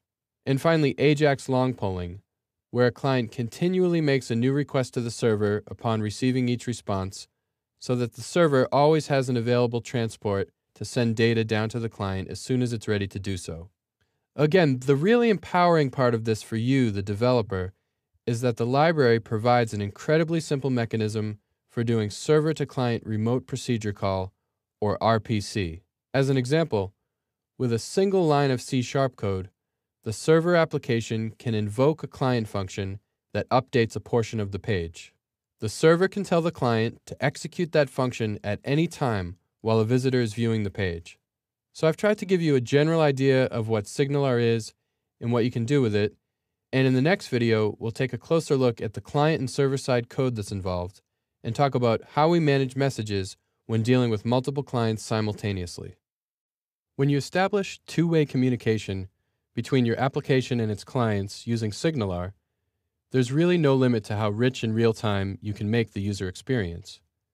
In this video, I'll show you what to do in order to establish a persistent connection to the server on a given web page that allows for two-way communication. Most importantly, the ability of the server to send messages to the client without waiting for a request from the client. So we'll continue with our Explore California solution from the previous chapter. I'm going to get there from the exercise files, Chapter 5, Explore California, and open up the solution file. And the first thing I'm going to add to our MVC application is something called a SignalR hub. So I'm going to right-click, Add, and I can actually select it directly from this context menu. SignalR contains another class that we might have started with called Persistent Connection, but it provides a lower-level API, and it's a little more work to set up. So the hub class is more appropriate for a quick intro. I'm going to call this one Simple Hub because my main focus right now is just establishing communication. So Simple Hub inherits from the hub class, and that's going to be responsible for sending and receiving messages to and from multiple clients in real time. Right now, if this hello method were invoked, nothing much would happen even if I had some clients connected. But what it would attempt to do is execute a JavaScript function called hello on all the connected clients. So if we just define that hello function in a client script, for example, then we'll only have to do a couple other simple things to add the SignalR script libraries to the page, and then we can see this communication in action. First, I'm just going to change the client function name to introduce. and we'll pass it a greeting like this. Hi, I'm a SignalR hub. So what's going to happen soon is that the client will invoke the server method hello through JavaScript, and the server will respond by invoking the client method called introduce and passing it the string. So we're going to do this on the index view under home. So we'll put it at the bottom of this file. And the SignalR client scripts require jQuery. And remember that this page uses a layout file that already includes jQuery through the use of this scripts.render method on line 46.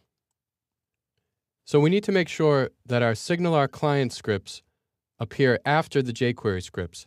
And we're going to do that by putting it in a script section on the content page. So we begin the script section like this, and then we'll just drag the minified SignalR library into this code block. And if you don't see it in your project, remember you can get this very quickly using the handy library package manager NuGet.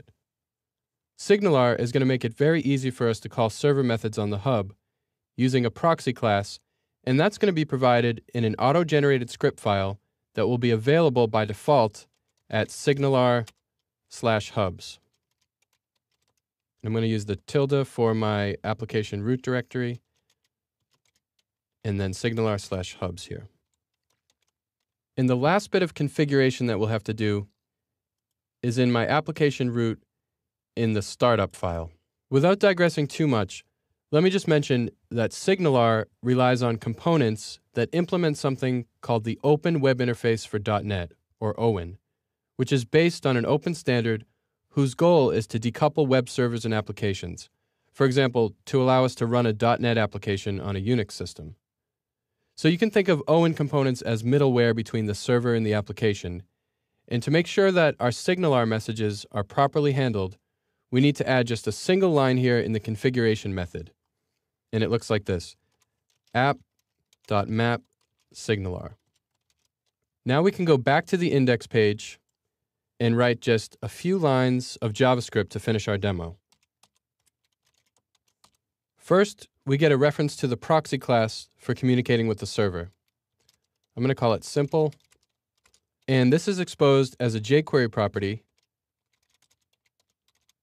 connection.simpleHub.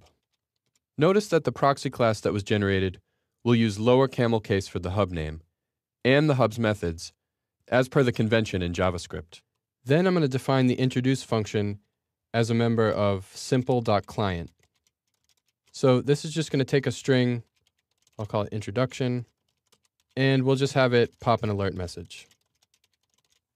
Next, I'm actually going to create the connection with connection.hub.start. Now I'm going to launch two browser windows. And at this point, I've defined my function on the client, but I still haven't done anything to invoke it. But I'm going to open the same page, first in Internet Explorer, and then also in Chrome. You don't have to use two different browsers, but it's going to make it easier to see what's going on when you see the two different types of alert messages. Now I'm going to modify the script and set up a callback function using the done method that will be executed upon successful connection. So save this, go back to my browser windows, refresh in Internet Explorer, and watch what happens in both windows. The Internet Explorer client invoked the C# hello method on the server hub, and the hub responded by invoking the introduce function in both connected clients, a remote procedure call from the server to these clients. In this case, my IE browser and my Chrome browser. So we've now established two-way communication that doesn't rely on a request followed by a response, which you can see clearly, at least in the Chrome browser window, since that was just sitting idly before the alert popped up. Next, we'll add a little more functionality and implement a simple live help section on the contact page. In this video, we'll implement simple chat in the form of a live help tool for visitors to the Explore California site. We'll also look at other ways you can control server-to-client messages, besides just broadcasting them to all connected clients. So I'm going to continue with the Explore California solution where we left off in the last video, and now I'm going to add a second SignalR Hub class to the MVC application. Again, you can find this in the context menu or go to Add New Item, and I'm going to name this one Live Help Hub. First, I'm going to rename the hello method to send message. And this is going to take a string for username and another string for message. And I'm going to change hello to show message, which will pass the username and the message down to the client. And even though this is supposed to be a private chat for live support, for now we'll just broadcast the message to all connected clients. So we'll just have to define show message in our client script, and we'll put that on the contact page. And I'm calling it show message because its main responsibility will just be to display the message that gets passed. So again, I'm going to add the client component this time to the contact page in Views Home. And real quick, I'm just going to add part of the script section from the index page from the last video. I'm going to copy that and paste it into contact. And let's close our Razor code block. So before we set up our script to handle the chat messages, let's set up a section on the page to display the message, as well as text fields for the username and each individual message. I'm actually going to make that a level 2 header. And then, again, we're going to add one input for the username. I'll give it an ID of username and another for the message. We'll also need a button for sending each message, and that will just say send. Finally, I'm going to set up an unordered list that we can add each message to as they appear, and I'll call that live help. Let's make a little more space. And then down in the script, I'm going to create a new script element, and we'll start by assigning that proxy object to something with a shorter name, like live help. And remember, this is live help hub. And now we'll define the show message function. So that's going to be a property of livehelp.client. And remember, this function is going to take a username and a message. And all we need to do here is append a list item with the username and the message to the live help list. So we'll have the username followed by a colon, followed by the message, close the list item, and that's all we need inside the function. Now let's actually make the connection to the hub. Remember, that's connection.hub.start, and we can use the done method and give it a callback function that will be executed once the connection's made. And this is actually going to set up the click handler for the send button, because we don't want anyone to try to send messages before the connection is established. So now let's think about what should happen when somebody clicks this button. We'll need to call the send message method on the server. So livehelp.server.sendMessage, and we're going to send it the current value of the username from that text field, and also the current value of the message. Once that's done, it's probably going to be helpful to clear out the value of that message text box, which we can do by just passing an empty string to the val method. So let's try this out now, this time with two IE windows. So Control-Shift-W will get me started, and then let's do Control-N to duplicate this window. So on the left, a visitor named Michael is going to enter a message complaining that there's no way to actually see any of the tours, which is a pretty valid point. In fact, we only created admin pages for managing tours, which is a sensible place to start, but obviously the site isn't really ready for prime time yet. So he'll click Send, and the message appears in both windows. Now over on the right, imagine there's a live help agent. They'll use the username support, and respond. So he tells the user that it's in the works, and I think you get the idea at this point. Now, we saw this type of broadcast message that goes to all clients before. What if I wanted to send a message to a single client? Well, there are a few ways to do that. Let's look at the hub class again. So it's common to store connection IDs in a data structure in memory, and you can even add connection IDs to groups. So for example, I could use groups.add, and I can get a connection ID, say, of the current caller by using context.connectionID. And then if I wanted to add this client to the employees group, I would just pass employees as a string there. Then, if I wanted to send a message to only members of the employees group, I could do clients.group, pass employees, and then I could call show message on the members of that group. If I wanted to send a message to only the client who invoked this method, I can either do clients.client, so I could pass the connection ID of the current context, or a nicer shortcut is to use clients.caller. And then I could call show message. And you might use this to display a message from the system that says your message was sent with the date and timestamp. So let's do your message was sent at, and then datetime.now.toString. And we'll format it for a 12-hour clock with the AM/PM period as well. One more nice shortcut, if you wanted to send a message to everyone except the current caller, you can use clients.others. Okay, let's remove some of these and then test the system message. I'll just comment these out with Control-K, Control-C. So let's go to the contact page again and do Control-Shift-W so that everything is auto-saved and compiled. Control-N to duplicate. And let's test to see that the message from the visitor is broadcast to all clients, but the system message notifying the visitor that their message was sent is only shown to the visitor in the window on the right.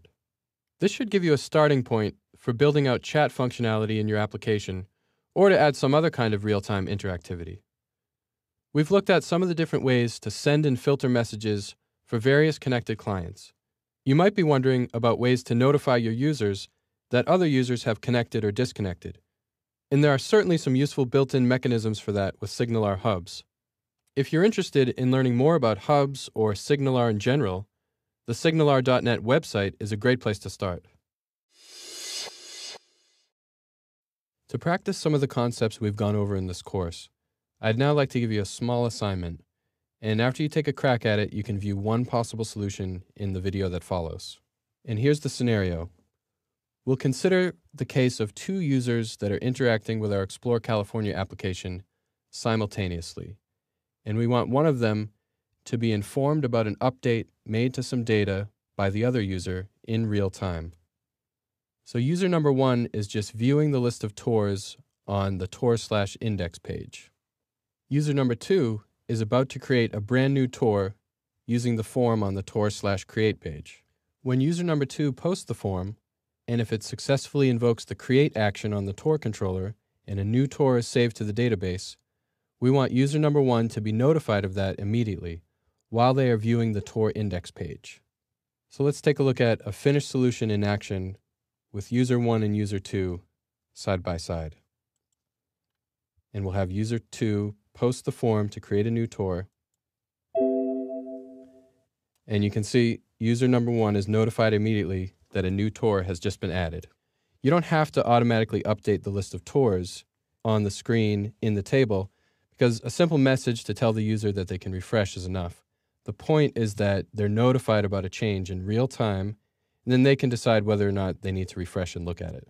Obviously, most of the solution is going to involve SignalR, but you'll need to use your knowledge of ASP.NET MVC and Entity Framework to determine when and how to trigger the message that will go through the hub. Good luck. So I'd like you to spend about 20 minutes working on a solution and see how far you get. Feel free to refer back to the other chapters and videos of this course, and to look at Google, ASP.NET, Stack Overflow for help. And when you're finished, go ahead and check out my solution in the following video. Let's take a look at one possible solution to the challenge I proposed in the previous video. After watching Chapter 5 on SignalR, you should have a pretty good idea of how to manage sending and receiving the actual notification.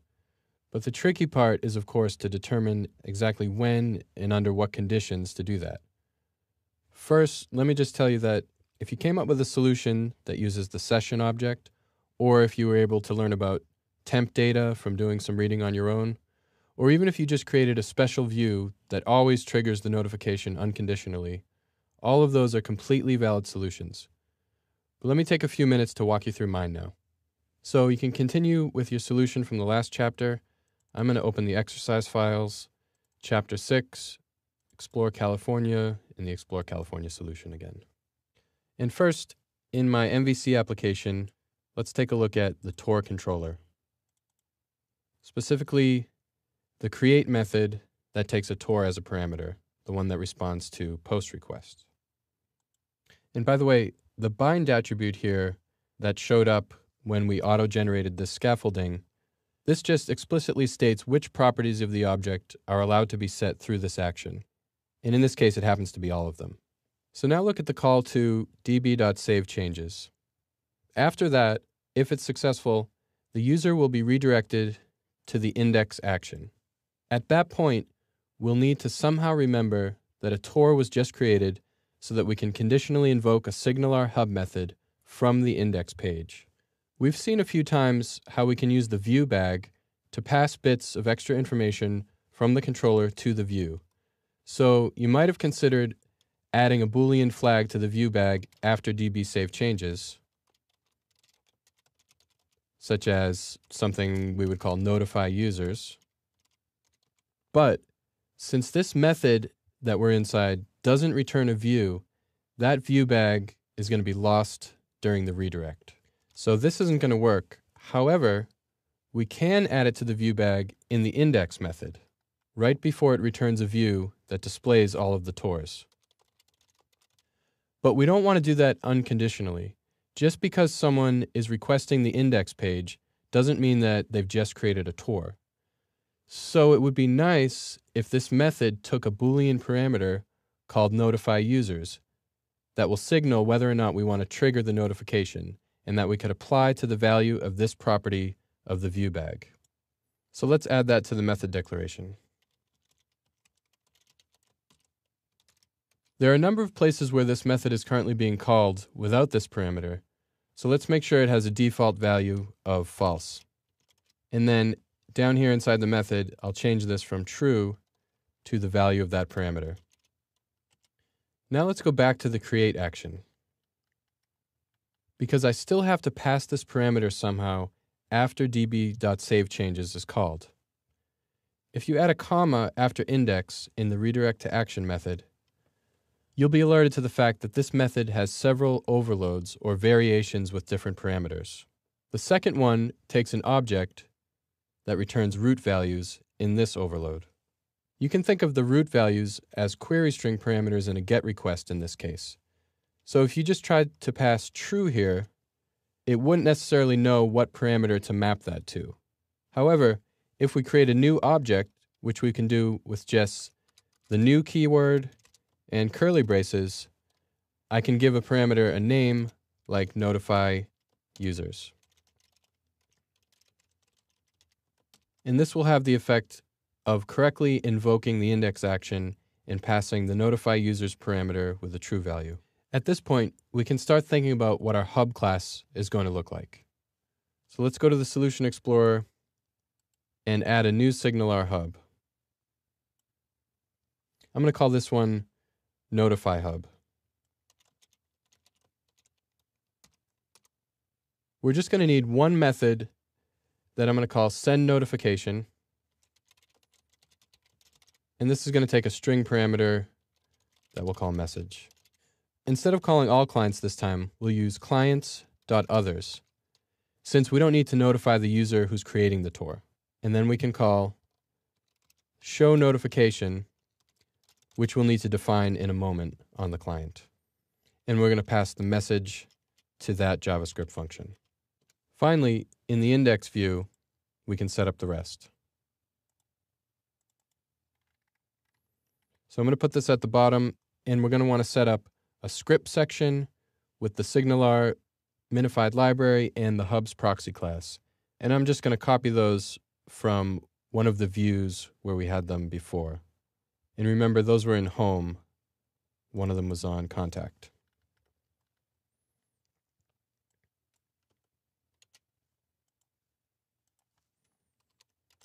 And again, I'm going to redo this section down here. I really just wanted the Signalar library and the Hubs proxy. Then I'll declare a variable named notify that will maintain a reference to that Hub proxy object. And I'll define notify.client.showNotification, and this is just going to pop an alert with the message. In our scenario, user number 1 and user number 2 both need to connect to the hub. So we'll call connection.hub.start. But in our callback function, which we'll put as the parameter to the done method, we don't need to do anything unless we've just created a tour and the viewbag.notifyUsers property is true. So I can actually add a Razor code block now that will check that property. So we'll add if viewbag.notifyUsers, and if notifyUsers is true, then I'm going to let it call notify.server.sendNotification. And now we're back in JavaScript, so I'm going to use a text element to wrap this so that it will be treated as plain text inside the script block. And then we're going to pass a message that just tells all other users who are viewing this page that they can refresh for updates now. Obviously, you don't want to mix too much JavaScript and C# like this, but this is a convenient way to conditionally add this logic. So let's give it a try now. Control-Shift-W will launch this in IE for us. So imagine that user number 1 is looking at this page. We'll do Control-N to duplicate. User number 2 is going to go to the Create view and create a new tour. This will be 99 days of surfing, pretty big price tag, easy rating, and luckily it does include meals. Click Create. And then in the browser on the left, you see we get notified immediately in real time. So we could click OK and refresh, and we'll see what user number 2 sees when they're redirected to the index page, the new tour at the bottom. So there you have just one of many possible solutions to this problem. And if you had to do some Googling to come up with a solution, or if you were unable to get very far at all with this, that's completely okay, especially if you're new to ASP.NET or to web programming in general. If that's the case, then you're really only 2 hours in, but I hope you've seen enough good things here to want to stick with it. Stay tuned for some thoughts on where to go from here with ASP.NET. To find more resources to help you keep up with ASP.NET and sharpen your skills, you won't have to look very far. If you're the kind of person who likes to curl up with a book, you'll find plenty of material on ASP.NET on Amazon. There are also plenty of great blogs. I find Scott Hanselman's blog very interesting. He's a Microsoft insider, but one who's really into sharing with the community in a lot of different ways. You can see down there some of the books on ASP.NET that he's authored or co-authored. There are a number of great podcasts. .NET Rocks is probably my favorite and the one most dedicated specifically to ASP.NET and the .NET framework. If you get a chance to listen to these guys, you might be amused to learn that I'm actually the proud owner of a .NET Rocks mug, which they awarded me. Joining a local .NET user group is a great way to gain exposure to a variety of .NET-related technologies, and it will really encourage you to branch out and periodically refresh your toolset. For ideas on specific topics to look into, one that you might have already been thinking about while we are updating and deleting data is security and user management. A good place to start with that is by learning about the new ASP.NET Identity Membership System. Unit testing is considered a very important practice today, and the MVC architecture makes it easy to write unit tests since it isolates data and business logic from the UI. Visual Studio also has great support for running unit tests from within the IDE. Finally, if you get to the point where you're ready to deploy a website or application, you should know that most providers do offer some form of Windows hosting, but you'll also want to check out hosting on Microsoft's cloud platform, Windows Azure. So that just about wraps things up. I sincerely hope that I've shown you enough of the compelling features of ASP.NET to convince you that it can help you build powerful, maintainable solutions for the web. And in my opinion, it'll do a better job of that than any other framework out there today. Thanks for watching.